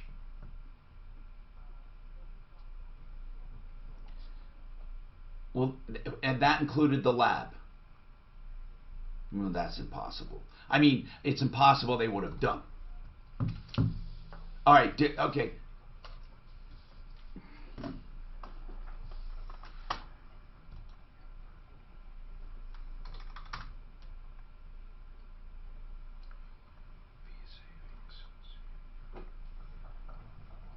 Well, maybe they had to use that procedure. Or what exactly? I know you're upset about the additional $4,400. Okay, I understand that. Okay, but I understand, Sean. I understand that. Will they admit that they broke their word to you? Will they say, "Oh yes, we told Sean it would only be $125 at the most"? Will they say that? Well, what do you think, Sean? Do you think they're going to stay? They already charge you. Look. They charge you $1,745, which you paid, and now if I say to them, "What's this extra $4,400?" they're going to say, "Well, we had a biopsy." How many biopsies did they do? How many polyps? Okay, so one polyp along with lab results. So you have one polyp in one lab, and you were expecting to pay for that at the most an extra $125. That's to remove the polyp. Under no scenario would it ever be $125. Under no scenario, whether it was coded wrong or not. Even if they coded it correctly, there is no scenario anywhere where a lab would cost $125, let alone the removal. So I need to know. No, what I'm saying is, if we call them and say to them, "You broke your word to Sean. You had a contract for $125 extra," they're going to say, "No, we didn't." And I'm going to say, "Well, you told him that." And this is what they're going to say. "No, we didn't." I mean, really, that's what they're going to say. So, well, Sean, here's what I find odd. I'm only hearing one side of the story, and I believe them. In other words, I'm not even hearing their side of the story. Here's why I believe them.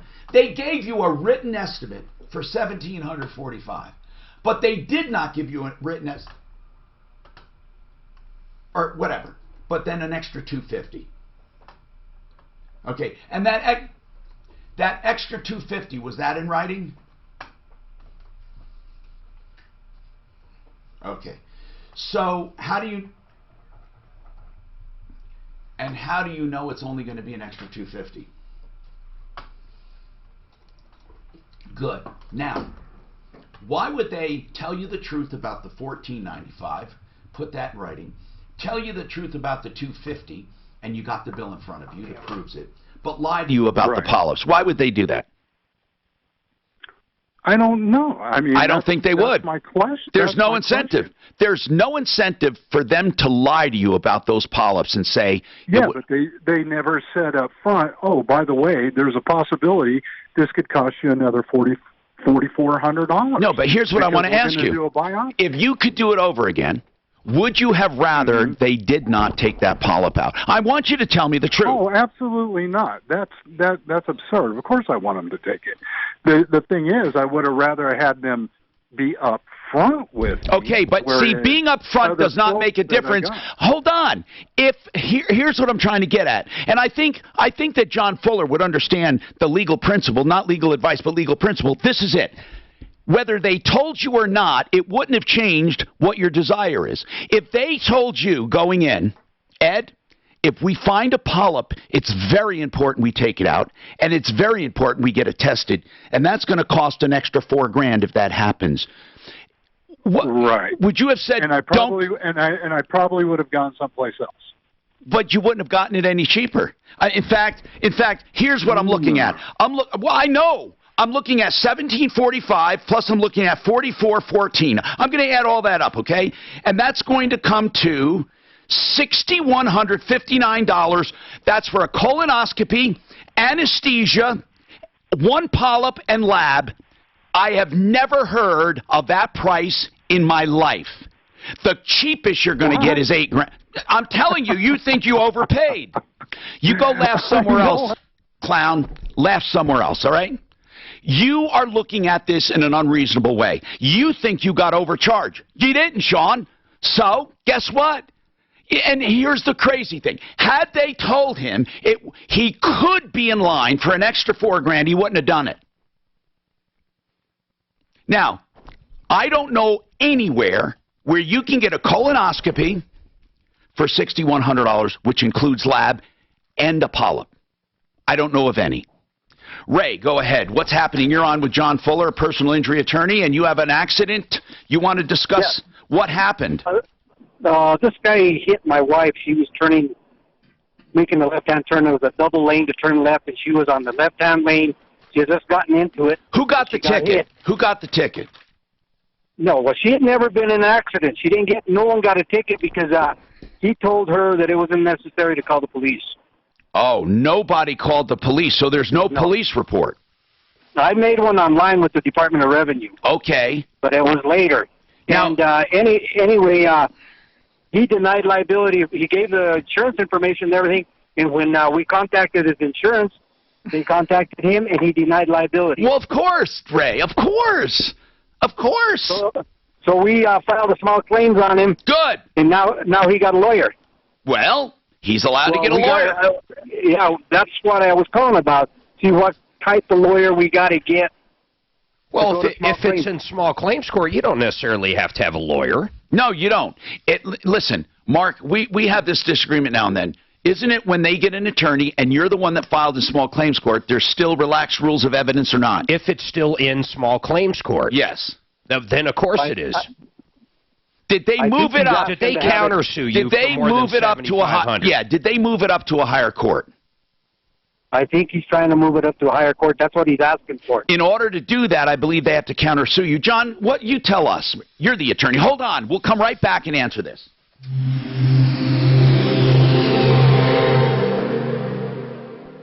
This report is sponsored by LifeLock with Norton. Travel across town in pretty good shape on the highway drive. No major delays, really. Just a couple of the usual slow spots. Northbound I-25 slow downtown between Alameda and Colfax. Westbound I-70 slow in the elevated portion. Westbound 270 heavy either side of Vasquez. In the Tech Center Drive, southbound I-25, the off-ramp to Bellevue. Some construction at the bottom of that ramp clogging up that off-ramp, so just watch out for delays there. Otherwise, the drive across town looking fairly decent. The weather forecast, going to be a slight chance of afternoon thunderstorms today with a high near 90. Tonight, thunderstorms early, then clearing out overnight. A low around 59. Right now, a few clouds above and 80. With your traffic and weather, I'm Pete Wagner, 630 KHOW. If the recent data breach has exposed your personal info, don't wait for your ID to potentially be stolen. Get help now. LifeLock with Norton helps protect your identity and devices. Join at lifelock.com. Use promo code RISK to save 10% on your first year.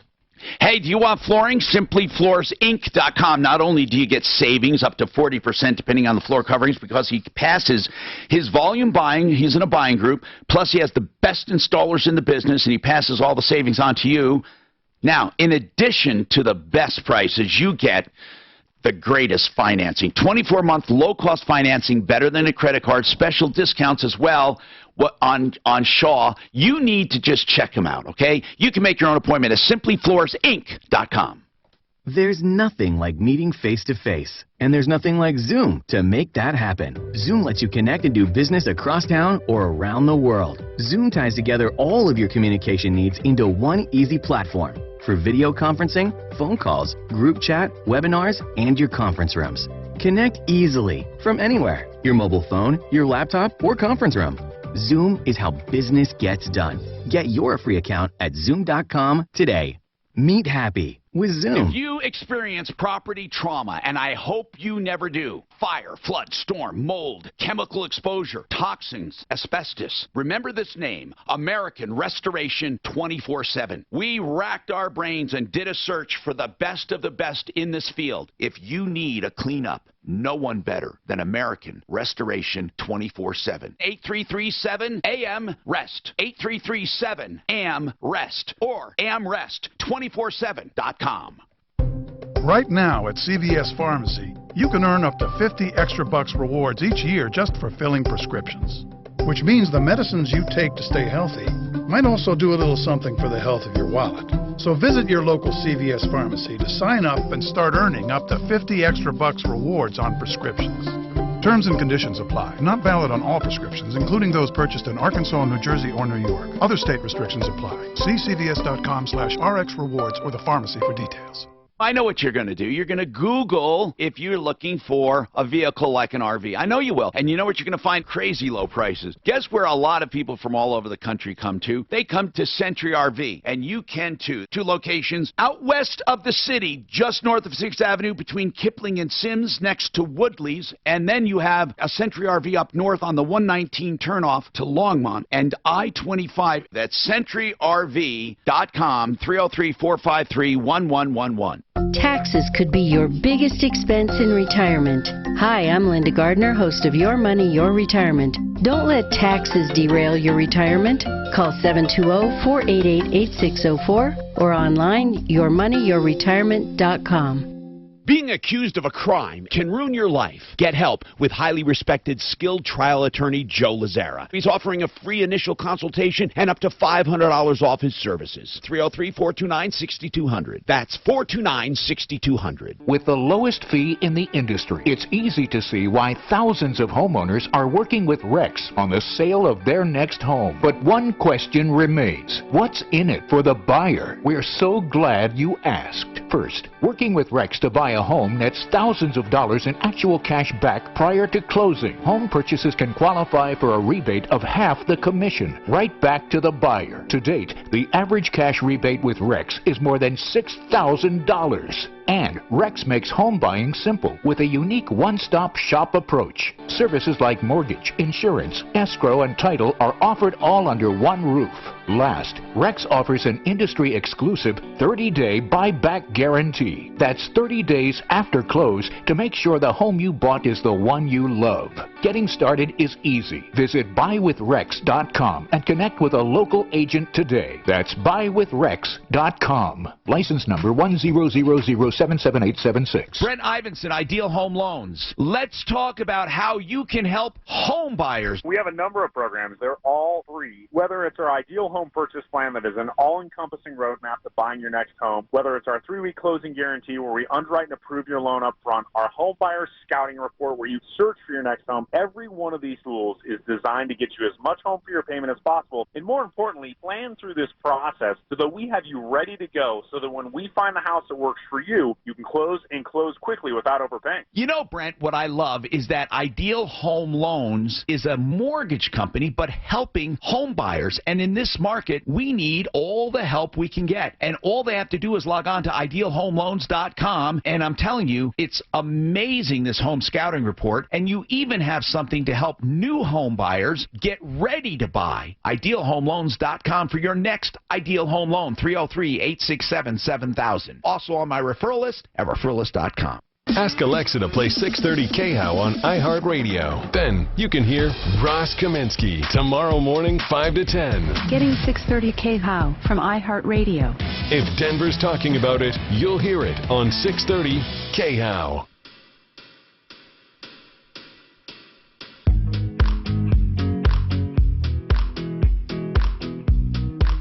I'm Tom Martino, your troubleshooter. 303-713-TALK. So Ray took him to small claims court. When you're in an accident, I always say this. Don't fight with the other person's insurance company. Sue them if you want. Sue them with an attorney. Sue them in small claims court. Sue them in whatever. You don't have to sue the insurance company. You just sue them if you think they did you damage. And then, you know, let them fight with their own insurance company. It's not their insurance. They do not have a contractual obligation to deal with you. Or you go through your own insurance and let them subrogate and fight it out. But Ray, John Fuller, Fuller Law is a personal injury attorney. He knows a lot about these cases, of course, and he deals in the personal injury part. But he wanted to know, what are you suing in small claims court for? Your property damage, the car damage? Yes, the car damage only. She got it. They're seeing doctors. Her and my son it hit right where the kid is. And, wait a minute. What did you just say about doctors? She is seeing a doctor, but we were just going after the damages to the car. Wait a minute. Why? If she's injured? Well, we wanted to get that fixed. And, okay. I guess medical, it's ongoing. She's going to therapy and stuff. But are you going to go after the personal injury? Probably so. No, you're not. Why? Why? Tell me. Why? Okay, sir. Listen, you get one bite at the apple. Okay, if your property damage is not resolved, but your wife or your wife and kid are injured and going through it, you only get one shot. So if you go into small claims court, you are doing them the biggest favor in the world, because once you decide to try to bring the personal injury action down the road, they'll simply stand up and say, nope, Judge, this has already been adjudicated. We had one lawsuit where all of the damages that this guy could have brought were brought, and that is a closed matter. You cannot have two bites at the apple. So what you should be doing is, if you had full coverage on your insurance, you should fix your car with your insurance. Let them go fight with the other insurance company about the the responsibility for your property damage, and then bring one action for the personal injuries when it's the right time to do so. You have 3 years in Colorado for a statute of limitations. So so you think you're going to keep the property damage separate from the personal injury? That's what he thinks. Right. He's going to go in small claims court for the property damage and then find an attorney for the personal injury. You're saying no. There won't be a personal injury case to pursue. You'll be legally foreclosed from bringing a personal injury action down the road. And, on top of that, if they're continuing to deny liability for the case, you don't really have a personal injury suit anyway until you get liability for the accident straightened out. Well, yesterday it was surprising. On a Sunday, they send an adjuster to look at the car. Well, that's good. That tells me, what you may not know is, when you sued that guy individually, he just called his insurance company and said, I got sued. And so the attorney on the other side is in fact an employee of the insurance company, and that's where they came from. This guy didn't just go out and hire his own attorney. So they're probably coming out to look at your car to see exactly what the damage is, so they can assess whether or not it's worth pursuing. But believe me, they know about this little rule too, and they know that if they go through this lawsuit and win, lose, or draw, it is a done deal, and you won't be able to pursue any personal injury claims after that. I see. So what should I do? Well, you may consider dropping the lawsuit, continuing to pursue your property damage from the company, make your best argument, and preserve your personal injury case for down the road. That's probably going to have... Well, let me ask you, what's the dollar amount of the damage to your car? I got an estimate for $6,700. Okay. So I would continue to try to pursue that. If you are successful, great. If not, when you eventually decide to pursue an action for the personal injury, you can then include the body, property damage at that time. But you just can't do it in two separate matters. Okay, so we didn't know what to do. Well, why don't you go talk? Here's what you do first. Talk to an attorney like John Fuller first. John Fuller, for example.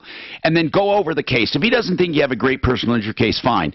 If he does, then that's what you pursue. And in the long run, a good personal injury case will take care of property damage. I don't mean he goes after the property damage, but you get enough that it helps. And, John, I've often said this, okay? Maybe I shouldn't bring it up, but I've often said this. Why don't personal injury attorneys have a division or a part that works on the property damage part for these guys? You're with them anyway. Yeah, we are, and we do assist sometimes in the property damage. Yeah. The bottom line is, it's very difficult on a contingency type arrangement. Oh, I see. For us to get paid. Okay, I see what you're saying. It's a hard enough challenge as it is when we're valuing property and stuff like that. To then add insult to injury and take a percentage of somebody's car is kind of a slap in the face. There's no way to recover from that. So listen, what should he do now? What's his next step? I would give me a call or some other attorney a call, and let's go through it. Give John Fuller a call. This is kind of what we do. Listen, it's no secret. I endorse John Fuller, okay? It's no secret. He's here. He's on my referral. It's 303-597-4500. Now, Corey has a comment on the colonoscopy price. The guy called and said he was quoted a price. Now he's upset there was an additional $4,400 for a polyp and lab work, and he said he only expected an extra $125. Corey, quickly make your comment. I had an upper-lower done in office. It was $2,700. My wife had just the lower done. They scheduled it in a hospital, and it was over $6,000. So maybe that's part of the extra pricing. All right. Well, thank you very much for information. As I said, they're pretty expensive. I don't think the guy got ripped.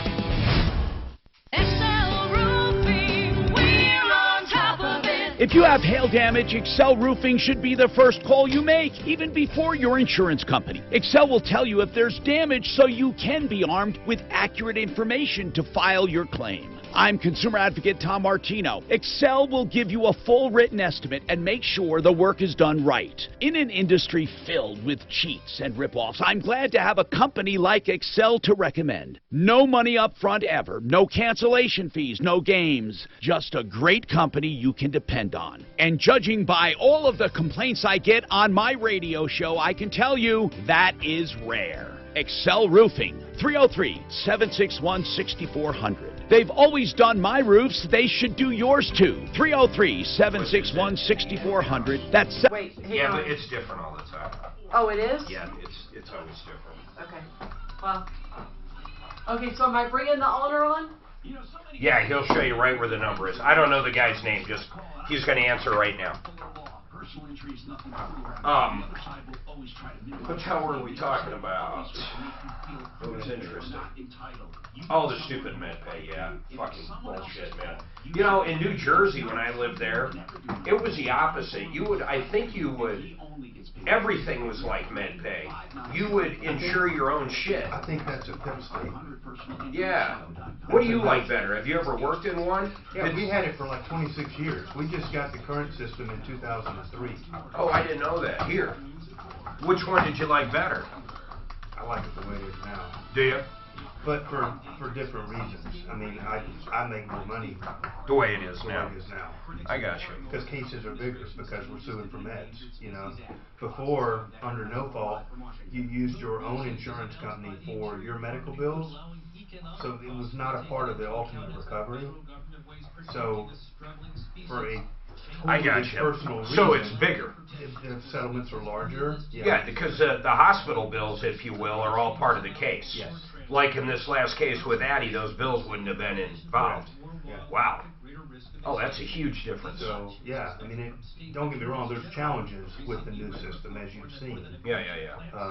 Well, the whole industry, the hospital and insurance industry is about as corrupt, and I'll even throw the meds in there. It's all as corrupt as it can fucking get, man. I don't know how it could get worse. They're as evil as they come. I mean, there's nothing altruistic about billing departments in hospitals. No, they're horrible. They are trying to potshot the MedPay. I mean, they don't care. I mean, the three of us should just open up a fucking hospital.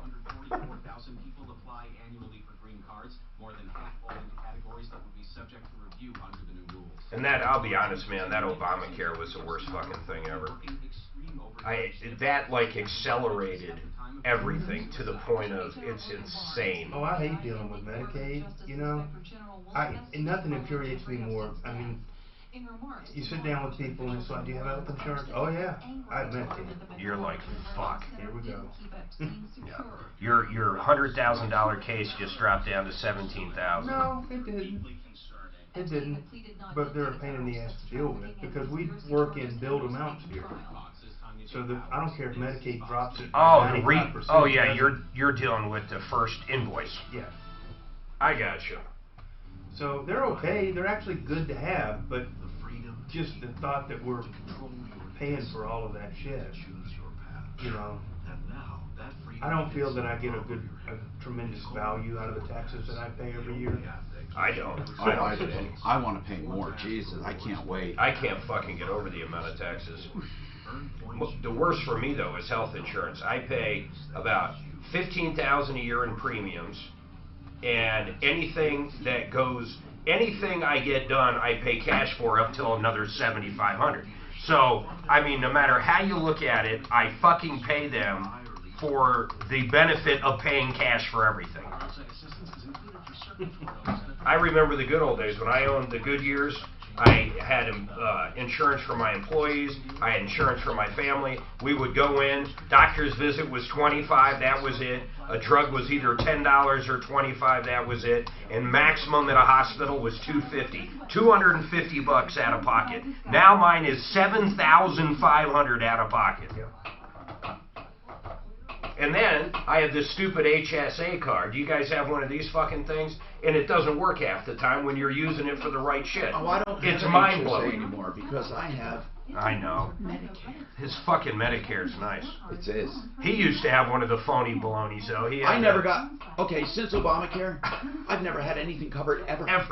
Ever. Not He once. did the Christian share, though. I got to pay premiums for nothing. Hey, what is that lens thing you keep talking about? Clear lens exchange. What does that mean? Okay, if you had cataracts, you'd go in and get new lenses. They take your lenses out, put new lenses in, right? Okay. I don't know, but okay. But that's what happens when you have cataracts. That's how they get rid of They cataracts. don't remove cataracts. They give it. But old technology. What is it made of? It's silicone. Now, Okay. old technology, the lenses, just like this, they would either see near or far. So they'd ask you, would you like to be nearsighted or farsighted? Or split them or whatever. Just Well, like LASIK. yeah, mono, but most people would pick farsighted and wear readers. So they found a way to make silicone lenses focusable. So the reason we don't focus is because our bands get weak and we can no longer focus. So that's why we do this, right? Okay.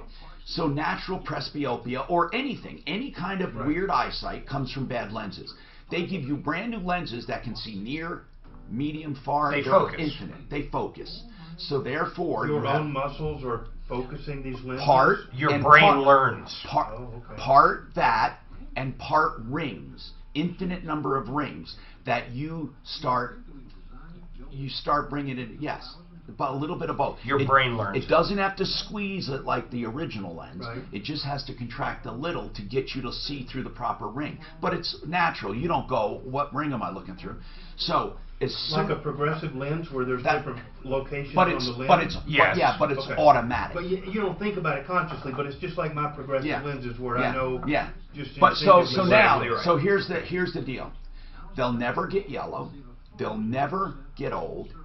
You'll never not focus, and you'll never get cataracts. The only reason you'd get new lenses again is if they came out with the new technology. Now, here's the deal. I didn't have cataracts, but I just chose the surgery for $9 grand. Had both eyes done. One eye, then 3 months later. And got rid of his glasses. I waited 3 months for the second one. Usually they can do them in 2 or 3 weeks. No, you waited a lot longer. Maybe 6 months. Yeah. My left one, when I had it done, did not focus as closely as I wanted it to for about 3 months. How long did it take once you had both of them in? I don't know. They kept telling me it'll get better. It was still good, way better than before. But I didn't want to have both fucking up until I got. But then the second one immediately. $9 grand for the pair of them? Yeah. Yeah. Hi, Tom Martino here. Welcome to the only show of its kind anywhere in the universe. Genesis Total Exteriors is the company I recommend for interior and exterior work. Anything from store damage, from the roof down all day, the deck, siding, windows, gutters, painting, fences, decks, and more. Kitchens, baths, basements, large and small additions, improvements of all kinds. Genesis means from the beginning, and you can trust Mark Szymanski. Hi, I'm Tom Martino. I am here to help you solve problems, answer questions, take complaints, make referrals. Now, whenever we talk about a company, our number one priority is to get the other side on and to be respectful of the other side and let them have their say, because I believe I take on an awesome responsibility when I talk about another company. Now, I didn't make a judgment in this call. I just said I didn't believe the consumer automatically because it didn't sound right. Now, that's pretty bad when you only get one side of the story and you don't believe them. But in any case, I just want to get the other side of the story. Now, I want to help consumers who call me, and I'll do everything I can to believe them. So here's the deal with Trina. She says she hired Veterans Roofing, and they basically ruined her home. She said that they did not put on the original. They did not fix the storm damage properly, which caused it to leak and caused it to get mold and caused it to get all kinds of damage. Then they tore it apart partially, and they won't finish the job. And then she kicked them off the job. Which was it? Did they refuse, or did you kick them off, Trina? After they caused 3 times more the damage, then I refused. Okay, I'm going to give you now a few seconds to Tell me anything you don't think I've heard, because I'm going to talk to the owner of Veterans, and I don't want people saying, well, I didn't get a chance to say this or that, because inevitably that happens. I want to give you time. Go ahead. Explain anything you don't think I've heard or I need to know. Go ahead. Okay, January they were required to get a structural engineer, a GC, and he just jerked over all those people, and anybody else that was involved, they never got their money. So you're saying that they didn't pay anybody involved? Well, they still owe a lot of money. Okay. And they owe a lot of money to people that worked on your house? Yes. And you said they wanted you to sign something? Yes, I already faxed that over. Okay. And what they wanted you to sign was a disclaimer? I don't have it. Suzanne, do we have that? I haven't received it yet. I keep checking for you, Tom. We didn't get it, Trina, but I'm going to now let Jason, I don't know how to say that. I'll let him say his own name. How about that? Jason is the owner of Veterans Roofer, or he's with Veterans. I don't know if he's the owner. Jason, okay, you're the owner. What's your name, Jason? Beyond a Lillo. Beyond a Lillo. Okay. Beyond a Lillo. Jason, can you go ahead? I'll just let you talk and give you 30 seconds to sum everything up. Sure. I'll probably need a little bit more than 30 All right, seconds. go ahead then. Go ahead. So Trina's been a customer about a year. She came she came to us through storm damage, and one of our reps who's no longer with us. But the long and the short of it is she called us up over this time period and said that there was black ooze coming from the gutter line in her house. We at first, it's such a rare circumstance of what she's in. We didn't really know what it was at first, so we went out there and we power washed it. We figured it might be asphalt primer or maybe a faulty shingle or something like that. It wasn't until one of our project managers popped his head in the attic and found out that there was a mold outbreak. And this is such a rare circumstance. We've done thousands of roofs, and we've never, ever had anything like this happen before. So the first thing we did was we filed an insurance claim, and, of course, our insurance doesn't cover mold, which was, inconvenient. But we were still prepared to see this thing through to the end. Our customers always come first. In Trina's circumstance, we had to line up several different subcontractors that we wanted to be third party, so it didn't seem like we were influencing it or that we were trying to have some type of bias in the situation. It took a while to line all those up, and then the day came that we were going to get started on everything, and I called up Trina, and I said, all right, are you ready to do this? And she freaked out on me and said, hey, I don't want you anywhere near it. I don't think you guys are actually going to complete this. I think you guys lied about the insurance claim. I want to see all the documentation. We're like, okay, this is not true. And during this whole time period, I think one of the things she stressed was that we put her in a motel. But during this time period, I was sending her Airbnbs constantly because I didn't want to put her family inside a motel. I don't know who's there. I don't think it's it's pretty big inconvenience just in general if this thing takes a month or 2 months to fully get back, So, Jason, I think you pretty much summarized. I want to ask you a couple questions. So, am I to take this that you guys did take responsibility for the mold? Yes.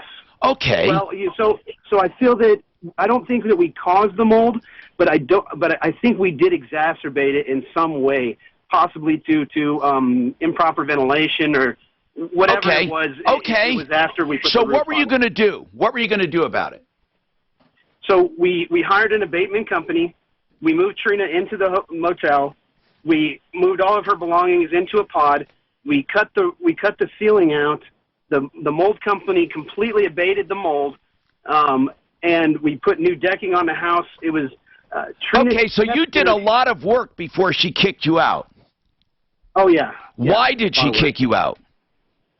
I'm not really sure. It was her. She never kicked us out. Oh. We'll make that clear. We left the job due to her continued interference. Okay. She would call the city inspections during random times. She would interfere with our subcontractors. Trina, I don't know where. Hold on a sec. Trina, are you listening to this? Yes. So it sounds to me like they were completing repairs. No, he was forced. He removed my insulation in December and left me all of winter with no insulation in our house. Yeah, but he told you he was paying for Airbnbs. No, I have documented emails that I said the ones in Wheat Ridge would be great. He never responded. Okay, so are you saying, Trina? I just want to I want to hold you to some some facts. Okay. Did they do any work to try to repair your house at all after the mold damage? No. Okay, so you're saying they did 0 repairs after they discovered the mold. What he is saying is a complete lie. They did nothing. They tried to, I'm asking you if they made any repairs whatsoever, not if you think they're good or bad. Did they attempt to fix the problem at all? They slapped roof decking on to try to stop the water after 5 weeks of being unattended. Did they cut the ceiling out and mitigate the mold? Yes. Okay. So they did do something. They were showing some effort to fix the problem. Is that right? Absolutely. But why would you spend $30,000 to mitigate some mold and then let water dump in for 5 weeks? Okay, that doesn't make sense. That's a good question, Jason. I'm not really sure what she's talking about. She said after you did all that stuff, then you left it open for 5 weeks. That's absolutely not true. The only time that the only time that water was allowed in the house is when the mitigation was complete. The containment broke on the house because the house was fully encapsulated in containment. The containment broke and allowed water in. So we went out there with the mitigation guys, and we did humidity tests on the house, and we wanted to make sure that everything was okay before we started putting the roof back together. So where does it stand right now in your eyes, Jason? Are you guys done? Well, so here's the thing: is so she decided she didn't want to go to the Airbnb. She wanted to be in a motel, the La Quinta, which we obliged. But the La Quinta is $1,200 a week, and she kept interfering when the city was coming to inspect our sheathing for the roof, so we could start putting the roof back on and get her back in her house. She showed up and bugged the inspector and told him that she wanted to have an engineer's report because she believed that the mold had warped the trusses. That's right. We got an engineer's report, and then once the engineer's report didn't come back in her favor, and they said that the trusses were fine with some minor repairs, she declared the report invalid and that she wanted to get her own engineer. Well, at $1,200 a week, 2 weeks go by. You know. Okay, so what are you willing? What are you willing to do right now, if anything? I mean, we're still willing to complete the project. We have all the subs lined up to put the How long will it take? How long will it take to complete it? That's a good question. Without any more interference from Ms. Strohmeyer, it shouldn't take very long at all. 2 weeks. Okay, 2 weeks, and then we could do mold testing to make sure there's no spores in the air. Absolutely. Okay, and then what about the people she said you haven't paid? I'm not sure who she's referring to because we've paid all of our subcontractors on that one. Trina, can you give us the name? Trina, can you give us the name of 2 contractors that have not been paid by veterans? Martin and Martin Engineering. And who else? Meridian Abatement. Okay, hold on. Just hold on. Meridian Abatement, Martin and Martin. Did you pay those guys? So Martin and Martin, so at the very, very beginning of all this, they were an engineering company that wanted to re-engineer all the trusses, like basically take all the trusses off the house and re-engineer it. And the mold guy said that wasn't needed. Trina, they don't have to retrofit your house to a better truss. That's not veterans' responsibility. No, but they just said more economic for them. They were well, Trina, listen, Trina, they don't have to improve your house. They just have to put it back to the way it was. Do you understand that? Yeah, that means the complete tear-off, meaning the rafters, the joists. Now I have my mats, all of the flooring, all of the sheetrock. Trina, are you going to let them? Are you going to let them complete the job? No. Okay. Have a good life. We'll see you. Happy time in court, and I can't do anything. The guy said he's willing to finish. She said it would only to. take 2 weeks. Okay. Too. Trina, get an attorney, spend $100,000, and get nothing, or get repairs and then lose about 70 of those of that 100. I'm sorry, I don't know what to do. She won't let him do it, so I don't even know why you called. Why did you call if you don't want them to finish the job? Tell me why you called. I'm curious. I did want them to fix it, but it's not in their scope, and they've proven it over and over. Oh, okay. That they Well, you know what? Trina sounds intelligent. She just said it's not in their scope. She does not trust them to do it. But I think it would be better for you if they prove they couldn't do it by giving them 2 weeks and then letting us inspect it. What else are you going to do? What do you in 2 weeks, no matter what, in 2 weeks, even 3 weeks, you couldn't complete a lawsuit anyway. I see no downside in letting them try. No downside. Awesome. Okay, let's do this. But listen, I'm not saying you should settle or sign anything. All I'm saying is, what is the downside, I'm asking, of letting them try to complete it? Then at the end, if it's not done right, you've proven it. If it is done right, it's wonderful.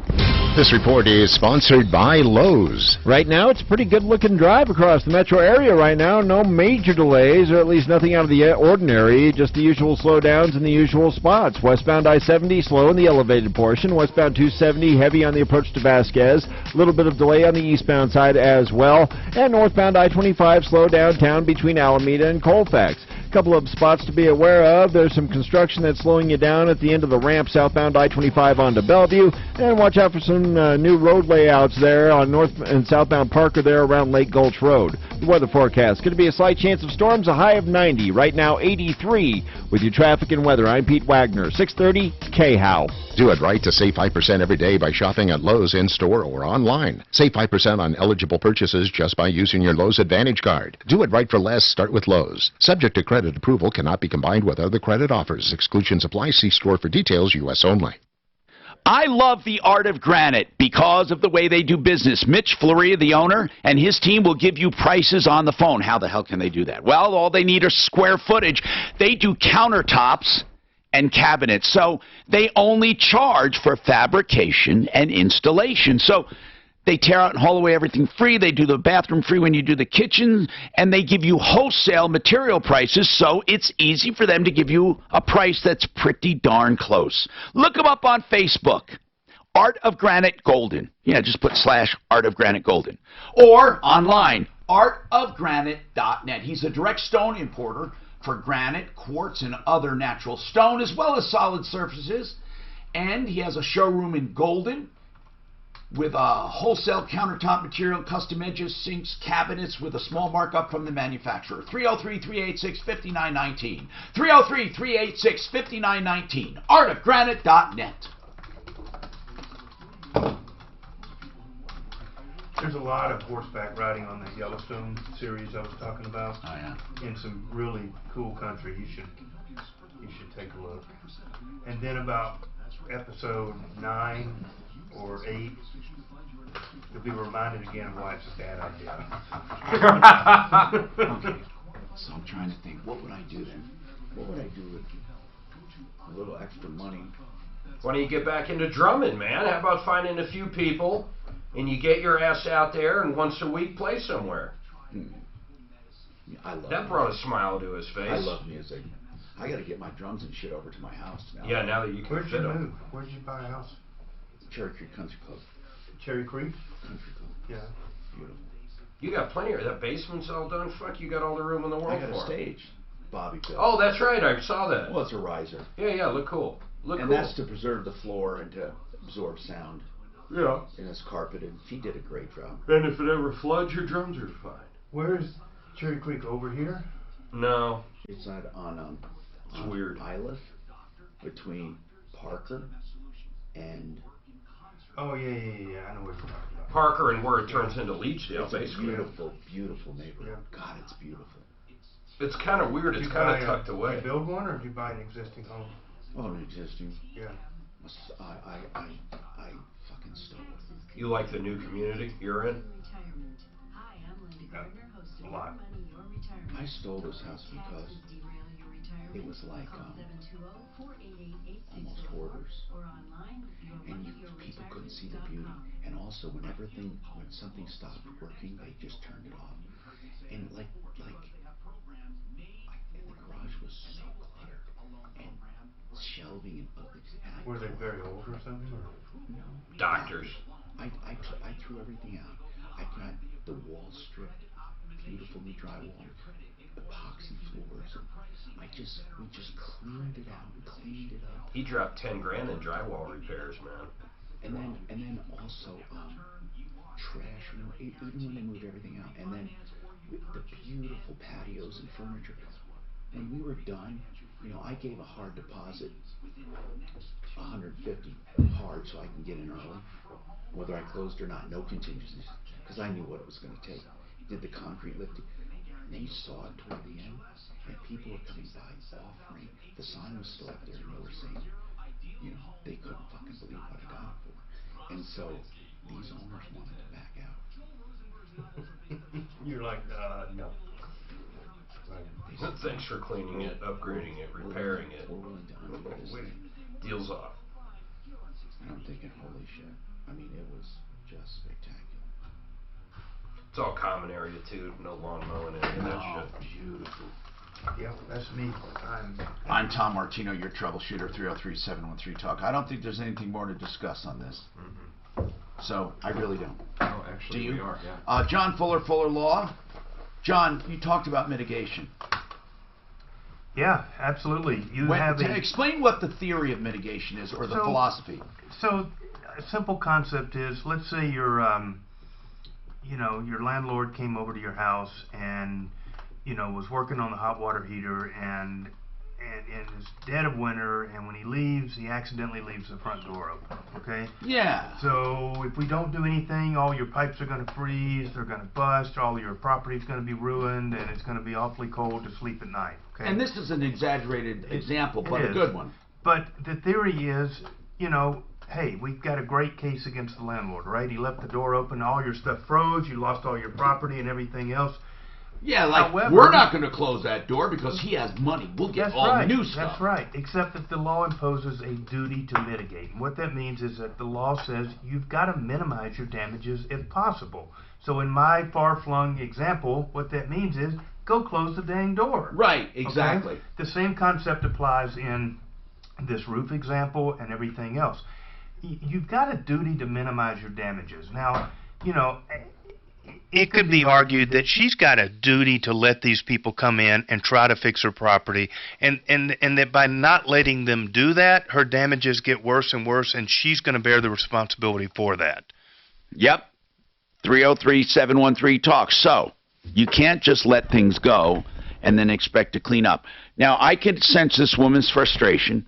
She's not stupid. She's saying, look, I don't think these guys can do it. I don't trust them. She may be right. Yeah. But I see no downside in giving him 2 weeks. Now, I don't know how a court looks at something like that. I don't know. But I think she's way more credible after giving him a chance. The business owner, to me, sounded like a pretty genuine guy that would really like to do the right thing and was trying to do the right thing. Right. That's what it sounded like. In the court of public opinion, that's kind of what I heard. 303-713-TALK. Let's talk now. We got lines open, and Ed is on now. So give us a call at 303-713-TALK, 303-713-8255. You'll get right through. Ed, what's going on? Hey, Tom, how you doing? Good, man. What's happening? I was able to email that deposit breakdown to you. Oh, yes, I got it right here. So this is where they're keeping not only your deposit, but they're taking some extra money. Now, obviously, there's some stuff here. They're doing hourly rate is reasonable. They're doing cost to have garage picked up. What is that? I guess cleaned up. That's reasonable. Backyard, reasonable, 100, something. Water bill, of course. Water damage under kitchen sink. I don't understand that one. What's that about? Well, there was a leak under the sink. Well, okay. You should have caught that. No reason not to. But, it would have been the landlord's responsibility had you caught it and they didn't fix it. Okay. Vinyl replacement, what happened to the vinyl? None of these prices are outrageous he's charging you. What was the vinyl? What was the vinyl in the kitchen?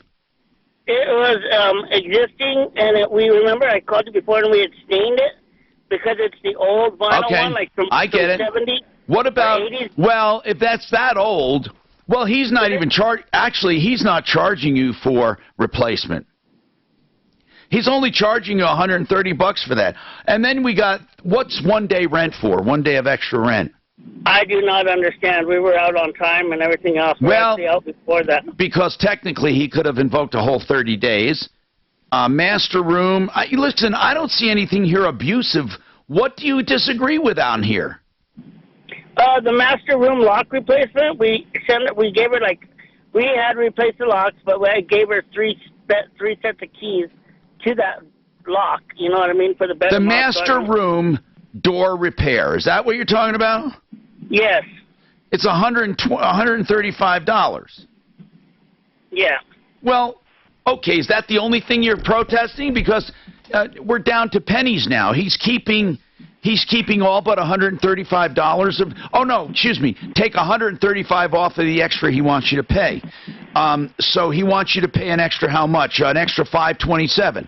So if you take $527 and subtract $135, are you willing to pay the rest? Then are you willing to pay the $412? Well, no, she does the lawn care. I don't know. We were never, you know what I mean? We weren't liable for that at any time. Oh wait. They were always doing the lawn care? We were supposed to take care of the lawn care. We were there, and then once we gave them our notice and stuff like that, and then a month before we were getting ready to get out, they had showed up on their own and mowed the yard twice before we could even get a chance to do it. So listen. So that if you take off the lawn care, how much was the lawn care? $150. For both times? Come on, that's reasonable. They're saying he never did it, and they went over and did it. So now, hold on. Take away the lawn care. Now you owe him $262. Yes, I'm saying. And then 2 ACs took them from the property. 2 what? $100. 2 what? 2 ACs took them from the property. What do you mean 2 ACs? That's what he said. Air conditioning units. They were window units. He said they were removed? Yes. He's only charging you $50. This guy is very reasonable. He's depreciating him even. I wouldn't argue with this guy. He could charge. I could make this bill twice as much if I wanted to, and no court would argue with me. Okay. What happened to those? What happened to those 2 window ACs? I do not know. And wait a minute. We have a message that he was given 2 ACs, and that he didn't even need the other 2. No, I want to know the 2 he's talking about. What is he saying? They're missing? Yes. Okay. Where were they? They were in the house. One right where I took them out, right by the living room window, and one in the bedroom window. You took them out? Yes. Why? Set them right there. Why'd you take them out? He wanted them out because they were going to get it repainted and other things like that. Wait. Who put them there to begin with? They did. And he wanted them taken out, and you took them out and put them on the floor? Yes. And then he said they weren't there when he got there? Yes. And he's only charging you $50 a piece? Yeah. Let me ask you something. Is it because you don't have the money? That's the main deal, right? You don't have the $412, right? Or whatever it is. No, I have it. The $527. Listen, Ed, I'm just saying that this landlord, if I looked at this damage thing, I would think he's undervaluing stuff. So is he a nice guy? He sounds like he's pretty reasonable. I'm not trying to talk you into it. I don't even know who this is. But this does not look like a guy that's trying to rip someone off. Okay, yeah, I understand. Like I said, I'd totally pay the deposit, and then just the $500 left over is just, it's just picking stuff like the cleaning of the listen, what's he going to do if you don't pay it? He's going to take you to small claims court, so defend yourself. Yeah, that's what I'm saying, and then with all these little labor costs and everything like that. But I think you're going to lose. Ed, it's your choice not to pay it. You were asking my opinion. This is Denver's Talk Station with Dan Caplis at 4. More with Tom Martino coming up on 630 KHOW, an iHeart radio station. This report is sponsored by Exxon and Mobil's new Synergy Supreme Plus Premium Gasoline. The drive across the metro area freeway system in fairly decent shape. Stall and accident free, just the usual delays. Westbound I-70 in the elevated portion slow. Westbound 270 slow approaching Vasquez. Seeing a bit of heavy traffic on the eastbound side of I-270 around York. And northbound I-25 slow downtown between Alameda and Colfax. The weather forecast. Going to be a slight chance of afternoon thunderstorms today with a high near 90. Tonight, thunderstorms early, then clearing out overnight, a low around 59. Tomorrow, sunny, another chance of afternoon thunderstorms, much like today, with a high near 90. Right now, partly cloudy in the Mile High City and 83. With your traffic and weather, I'm Pete Wagner, 630 KHOW. Exxon and Mobil's new Synergy Supreme Plus Premium Gasoline. Their best fuel ever keeps your engine 2 times cleaner for better gas mileage. It's Supreme. It's premium. It's Supremium. Fill up today or go to Exxon.com for more details. You know, Fix It 24/7 does free second opinions for major repairs. They also will inspect any of your systems, whether it's HVAC, which is the heating part, the AC part as well, one or the other, plumbing or electric. They'll inspect it completely, refurbish it to the extent they can. That means, like, with the furnace or the air conditioner, they take out the blower motor, they uncover the condenser or the coils, they clean them, they look at all the electrical connections, the pressures, everything they need to do to make sure it's in perfect running order. And as I say, it's like a refurbishing, and they give you a no breakdown guarantee. It's $39 for each system. When I moved into my house, I had each system done separately. I really did. I used them as my inspection company and then had the repairs done because I know I'll never get better value. FixMyHome.com, 720-526-3939, 720-526-3939. With the lowest fee in the industry, it's easy to see why thousands of homeowners are working with Rex on the sale of their next home. But one question remains. What's in it for the buyer? Home by owner down there in Florida. Did you? And then would you just get a title company to do it? Yep. Is the buy and build going to be long or short? Did you use a company like Redfin or anybody at to the help? 45, is it long or short? You literally just put a sign out front? Well, a friend of a friend bought it. Oh, okay. Oh, okay. So who did you have do all the paper? Oh, you're an attorney. I mean, I guess you could read the paperwork. Yeah. Well, if he wants to a title company, they still insure it. She's just chomping at the bit to get moved in down there. So I'm going to have to fly down next week and close. Still got to get shit out? A little bit. We left it pretty fully staged with artwork and all that shit, so I've got to go take our stuff out of there. I don't think she wants my fishing pictures and, that kind of stuff. All right, what do you think of Epstein, man? You think this was an inside hit? You know, that guy had a million reasons to off himself, okay? He might have been able to make a deal, though, if there was some big players in this fucking Sex Island bullshit. You know, this guy was like, he was going to do this like race thing. He thought I know. He's a strange and odd bird. What race thing? He wanted to do a breeding farm. Basically, have a whole bunch of babies. He wanted to put like 20 women on this ranch down in New Mexico and impregnate them all multiple times with his genes, just to make the world a better place, okay? Oh, and how it would have been so much better. Yeah, but listen to this one. Talk about God syndrome. I mean, I think, no, the guy's a fucking maniac, and so was Charles Ailes. What's his name? Ailes? Manson. No, Ailes. Roger Ailes. Oh, Roger Ailes. Okay, but listen. But nobody can... That's a whole different... No. That's fucked up, man. Well, he was a fucking sexual predator. Not with kids. No, he wasn't, but he's a sexual predator. Here's the point I'm making, is that somewhere along the line, these geniuses get so fucking headstrong that they can do anything. But here's Epstein did make billions, and he didn't bullshit his way into returns. He didn't lie and steal like that other guy, Madoff. This guy made money for his clients. That's the only way you get to be a billionaire, doing financial shit. So how do you start in a firm as a line investment broker and make such great returns that these guys start gravitating towards you to where you make billions? I mean, come on, man. He was good at it. How the fuck? But what What do they do? How can they be that good? He's good at his craft. I mean, I don't know why that's so amazing to you. There's a lot of people. There's always the top echelon. I understand, but Mark, the market doesn't bend to them. Well, they have to. I mean, it's the almost. word is that he wasn't quite as successful as he would have you to believe. That his he was still, John, arguably very fucking successful. Very good, yes. I mean, he made $1 billion for sure. Listen, to answer your question directly, is there an uncanny number of people over the years that have met their early demise? That knew the fucking Clintons. Thank you.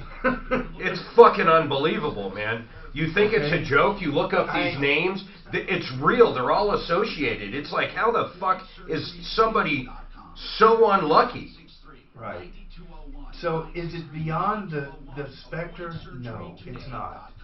It's just not. I mean, we've all watched like House of Cards, and we've all watched. There's shit that goes on in this world. I'm sorry, it's not just. Yeah, it's not made up. It's not made up. Hi, Tom Martino here, 303-713-TALK. Derek, welcome. What's happening? We have time for calls at 303-713-TALK. One of the things I do is let you know when lines open, so we can do some, get some people in here and get the calls on. So what's going on, Derek? You have a problem with who? My roofing company, redid my roof for hail damage. And what's the problem? Well, there's a list of things. But, what's the name of the roofer? EIS Colorado. How'd you find him? They used to be on our referral list. They did? Yeah, I think so. That's what I heard. How did you find them? They found us. They were, it was after a hailstorm, and they had, sales folks. Mark, do you know why they got off the list? Did we have problems with them? I don't think so. I don't remember, honestly. In fact, I'm not positive it's the same company, but I think it is. Okay, so what happened? What happened with EIS? Oh, geez, there's a laundry list of things. The salespeople were fantastic. They're really nice and real friendly. What happened? Let's get right with there must have been something wrong. What is it? Well, they cut in vents where they weren't really supposed to, and they refused to change it. And you mean like they did a ridge vent instead of small ones? I mean, what do you mean by that? Yeah, they did a continuous vent. I don't have eaves on my house, so there's no soffit vents. So it's because there's no soffit. So they cut in a continuous ridge vent, or not a ridge vent, but a continuous vent at the base. Well, that's good. Of the roof. Yeah, except they did it on a vaulted ceiling where there's nothing to vent. What do you mean? And I told them this. Well, it's a vaulted ceiling. It's filled with insulation. There's nothing to vent. Oh, so I see. You're saying that there's no attic space. Yeah, there's no attic space in one of the spots where they cut a vent. And in one of the spots? In one or in all? No, just one. Well, okay. I mean, listen. Not the end of the world. No. Derek, listen. Just bottom line here, okay? Bottom line venting, is I just got a lien notice because they didn't pay the supply company. Hold on. Okay. That's good to know. But I want to say something. Let's not try to find problems if there aren't any. But no, I'm not. But I mean, it's the only house in the neighborhood that has a vent there. Okay, so you have one vent that shouldn't be there. One. That's not a big deal, Derek. But I'd rather have a company put. Okay. I'd rather have a company work other places instead of the front of the house. That's all I'm saying. Okay. But I'd rather have a company that puts vents in than a company that doesn't. I just would rather, even if a few were misplaced. But let's not even go there. The real problem is they didn't pay the suppliers. I want to ask is it your primary residence? Yes. I want to ask some very basic stuff. Did you have a contract with them in writing? Yes. Did you pay them in full? Yes. Every dime? Yep. Okay, good. And you have proof of that? Yep. Okay. So this lien you can have set aside anyway. It's a pain in the ass, but there's lien protection in Colorado. You have to, here are the conditions for total lien protection. First, primary residence. Second, that you had a contract in writing, right? And third, you have proof of full payment. If you have all of those things, no one can ever foreclose on a lien. So, did you contact the supplier? I did. I left him a message. Well, did you contact EIS? I did, and I was told I could either bring a letter down or fax it or Well, something like that? you should, because, I mean, I don't know these guys, but I do know this, that they need to pay. They need to pay for the roofing. I mean, who's the supplier? ABC supply company. Now, how do you know that it was for your house? Did they deliver did ABC deliver it to your house? No, it was a certified mail from ABC. Okay. I wonder, well, really, what do they say they're going to do? You said, I have a lien notice. What did they say? Yeah. It's just an intent. It's just an intent. No, I know, but it's serious, Derek. What did EIS say they would do? Oh, I haven't heard back from them yet. So. But what did they tell you to do? Did you give them a copy of the letter? This is I just got this like an hour ago, honestly, and I have not heard back from them yet. And now if I have time to go down there today and look at it, I will. All right, Derek. This is you just saw. There's a laundry list of things that went wrong, Derek. And I thought all the roof was paid for, and now I have this. Derek, I understand that, but you just said you got this an hour ago. Correct. When did you call EIS? What? I called them immediately, and you haven't heard from them. You called me because you haven't heard from them in an hour. It's not necessarily that. No, that's not what I'm calling. I'm not calling here to get to gripe too much. Derek, I want to help you. This is a serious problem, but I'm asking. I'm just asking. You're calling because you haven't heard from them in an hour. Tom, Tom, that's not why I'm calling, Tom. Okay, hold on. Then why are you calling? I'm calling because I don't think I'm the only people this has happened to, and I'd be shocked if I am. Well, Derek, then you're representing others. Correct. How do you know that? You can't be this bad, and it's not a fluke. There's no way it's a fluke. What do you mean this bad? What do you mean this bad? You got this an hour ago, and you I'm not talking about that. I'm talking about the whole job from beginning to end. Okay, and when did the job end? In mid-July. Okay, then hold on. Let me do some calculating. It was done in mid-July, and now it's mid-August. So if it was such a bad job, why didn't you call me back then? I'm not trying to trick you, Derek. I'm not trying to trick you. I'm asking some very logical questions. Here's what I think happened. I think you had a lot of nitpicking problems because they're probably not a good company, and you were pissed off, and this was the straw that broke the camel's back. That's what I think. But I think exactly. But I don't think I'm the only one this happened to. But right now, what we have is one lien notice from one company 1 hour ago, and you haven't heard from them yet. So what I need to know is this. The roof, did it pass inspection? Yes. Is the roof leaking? No. Okay, so even though you had problems through the job, and I'm not sticking up for this company, okay, I'm not sticking up, but even though you had problems, you had no problem with the roof, and then this lien thing showed up. So this is the only problem we're dealing with right now, that you have a lien notice and you think other customers probably got one as well, right?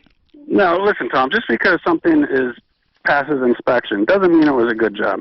Okay, if it's a bad job, Derek, do you understand why I'm asking you this? Because I don't deal with moving targets. If you want us to find out why they didn't pay their supplier, that's one thing. But if you're asking us to go back on a job because it's a bad job, we can have it inspected and see what's wrong with it. If you think there's something wrong with it, we should have someone go over and look at it and give you a list. I mean, do you have a warranty on the roof? I have a warranty. The craftsmanship itself is decent. I mean, it passed inspection, but there was,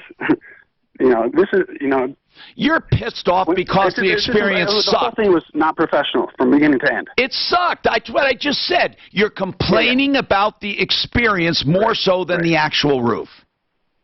Absolutely. Okay. Yeah. Okay. You're right. This is the good news, though, man, no matter how you look at it, the good news is he has a real defense. So no matter what, this lien will go away. That's right. You have a real defense. You paid. But these guys should be told under no uncertain terms that they have this, and did you fax them the letter yet? I don't have a fax machine, but they're down the street. I'm in Thornton. They're in Northland. So. Did you take a picture of it with your phone and email it to them? Yeah, I could do that. Do that. Okay? Do it, Derek. I mean, that's only fair, right? Listen, folks, this typifies everything I've ever said about consumer complaints. It's a lot of little things that add up. Derek didn't even, he just doesn't like them. And EIS dug their own grave with all the little pissant stuff that went on. This report is sponsored by Boost Mobile. For the most part, it's a wide-open highway drive across most of the metro area freeway system right now, so if you got somewhere to go or getting a late start to lunch, it's a pretty good time to hit the highways. Northbound I-25, slow downtown between Alameda and Colfax. Westbound 270 slow approaching Vasquez, and westbound I-70 remains slow in the elevated portion, so just the usual delays there. The weather forecast. Going to be a slight chance of afternoon thunderstorms today with a high near 90. Tonight, thunderstorms early, then clearing out overnight. Low around 59. Tomorrow, much the same as today. Slight chance of storms and a high near 90. Right now, partly cloudy in Denver and 83. With your traffic and weather, I'm Pete Wagner, 630 KHOW. Switch now and get unlimited gigs for the whole family on Boost Mobile's super reliable, super fast nationwide network. Boost Mobile, the switch that gives you more. Buy and build, kitchen and bath. That's who they are now. Now, Buy and Build has always been the place to go, and it still is. Now, the Buy and Build kitchen and bath at their new location and their new beautiful warehouse. You notice I didn't say big, ugly warehouse. They do not just the lowest prices in cabinets and countertops for kitchens and baths, but they do installation too. Superb. I had it done. 303-295-6022. 295-6022. Buyandbuild.net, 560 South Lipan. Have you taken advantage of these low rates, or are you still waiting? Take AIM, Affordable Interest Mortgage. To get that low rate, to lower your payment, or to take cash out for home improvement, or just pay off debt and save even more. Call 720-895-0500. Have you applied for a loan and been treated like just another number? Or is no one listening to what you want? Never get the same person when you call to find out your status? Take AIM, 720-895-0500, where we've been providing personalized service since 2001. We want to know what you want. We listen to you and find the loan that fits you, all with low fees and low rates. We will save you time and thousands in unnecessary expense and interest. 720-895-0500. Want to pay off your home faster without changing your spending habits? Want to see how much you can save when you use a broker who knows Colorado? We offer low down payment loans, purchase loans to 95% without mortgage insurance, and customized terms. Take AIM, 720-895-0500, and be treated with respect. Again, NMLS 298191, regulated by DORA, equal credit lender. Rocky's Autos, 63rd and Federal. Used cars, trucks, SUVs, and vans, a great selection. And not only a big selection of models and makes, but a big selection of prices. You can get lower priced vehicles all the way up to more expensive vehicles, but the bottom line is you save money. Prices are clearly marked on every single car. You also have financing available, 40 lenders to choose from. They're open Monday through Friday, 9 to 7, Saturdays, 9 to 6, closed Sundays. And RockiesAutos.com will give you an idea of their selection, although you really got to go because there are so many cars they get on a daily basis, deliveries they buy all over the country, the best selection, and that's RockiesAutos.com. Also, they have financing available that you can see on the cars. In other words, they tell you the monthly payment on this one is this, the monthly payment on that one is that. So give them a call, 303-426-4646 with any questions, or drop by 63rd and Federal. Rockies. I want to take some time to talk about all these important business transactions. I'm getting a bunch of them all of a sudden. They got you. That's funny. Once they find a new way to... I wonder why.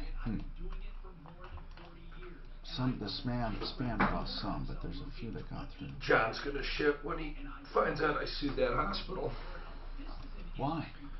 Because he was handling that. I don't like the way it was done, so I don't even bring it up to him. I won't tell him till it's over. There was really nothing he could do about it. So you're claiming, hey, take what you take. I'm claiming, bill me how I'm supposed to be billed. Don't overinflate it. That's it. If you were willing to take this much, you should be willing to take this much. And they're saying no. If you pay more. That's right. Because we have a negotiated price with the other provider or not? They don't. They're saying because my secondary insurance didn't have a negotiated price, they can charge whatever they want. And I'm saying, well, fuck you, my primary, there is a negotiated price, so that's the price I get. Then I'll pay it. It's just stupid, man. It's the craziest shit. We'll see. Oh, the difference is discussing $6,500. This Roger Ailes thing on HBO ended last night. You seem like you like it. Yeah, but It it was a slam job on Trump. The whole thing was to try to show that Trump was elected because of him, and that they were best buds. Hi, Tom Martino here, 303-713-TALK. Wes, let's talk. And what's going on? By the way, Rob is not on right now. He was hanging on. He wanted to give kudos to Paragon Services, which is a public adjuster on our referral list. Rob, we got that message. Thank you. And now, Wes, what's happening with you, Wes? Hey, man.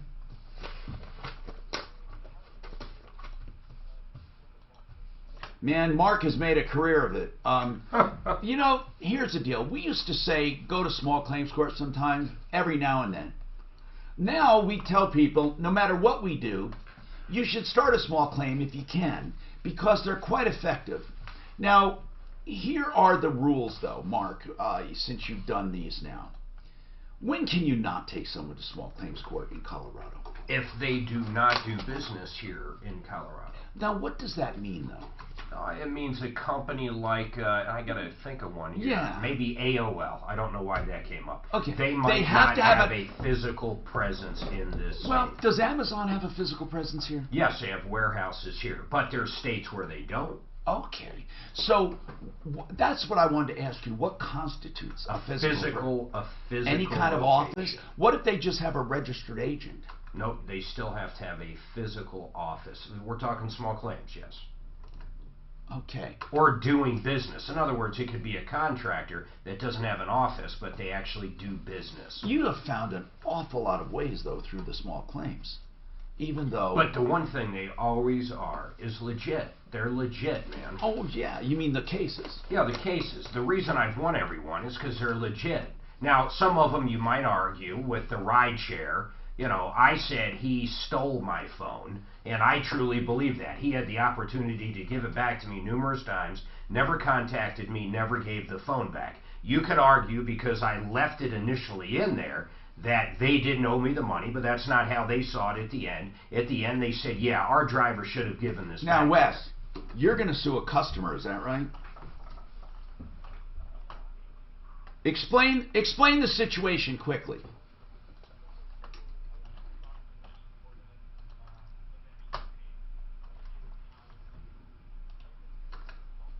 Well, you should lien. You've got the best thing in the world. You said insulation, right?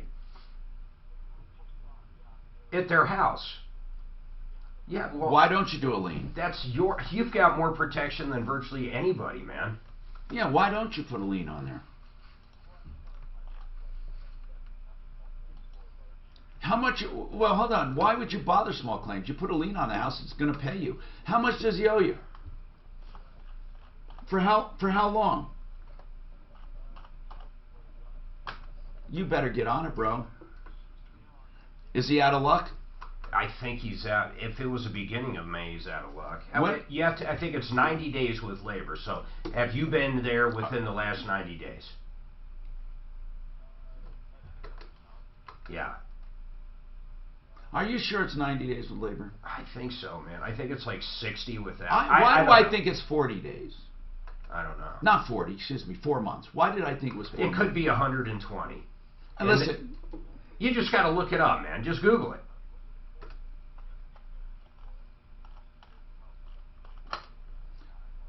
To me, wait, a small claim, if you get a judgment, you can put a lien on the house, a lien on a car, you can... In fact, you just did it backwards. It's actually better that way.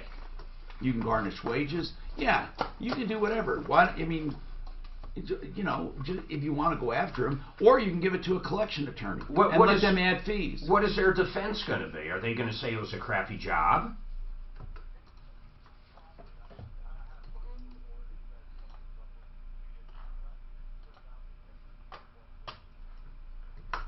Then you just show the judge that, man, and then it's up to him. It's pretty simple. What county is it? So you'll go to mediation the day before, most likely. Yeah.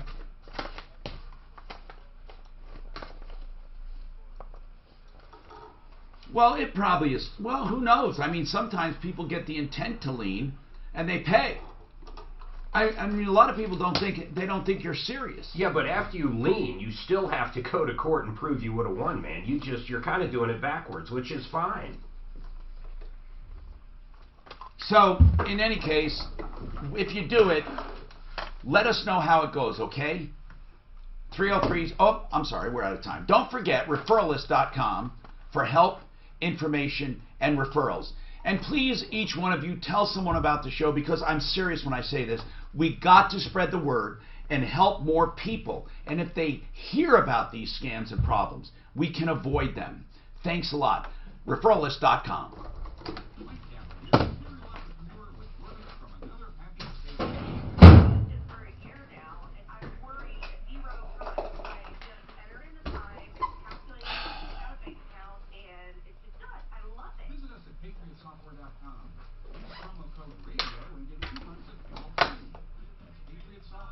Did John leave?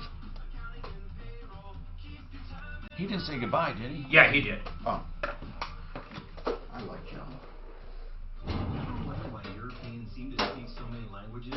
Maybe because they use Babbel, the #1 selling language learning app in Europe. Okay. Babbel's award-winning technology gets you speaking right away, whether you're learning Spanish, French, or German. Best of all, you'll remember what you've learned. I always thought I was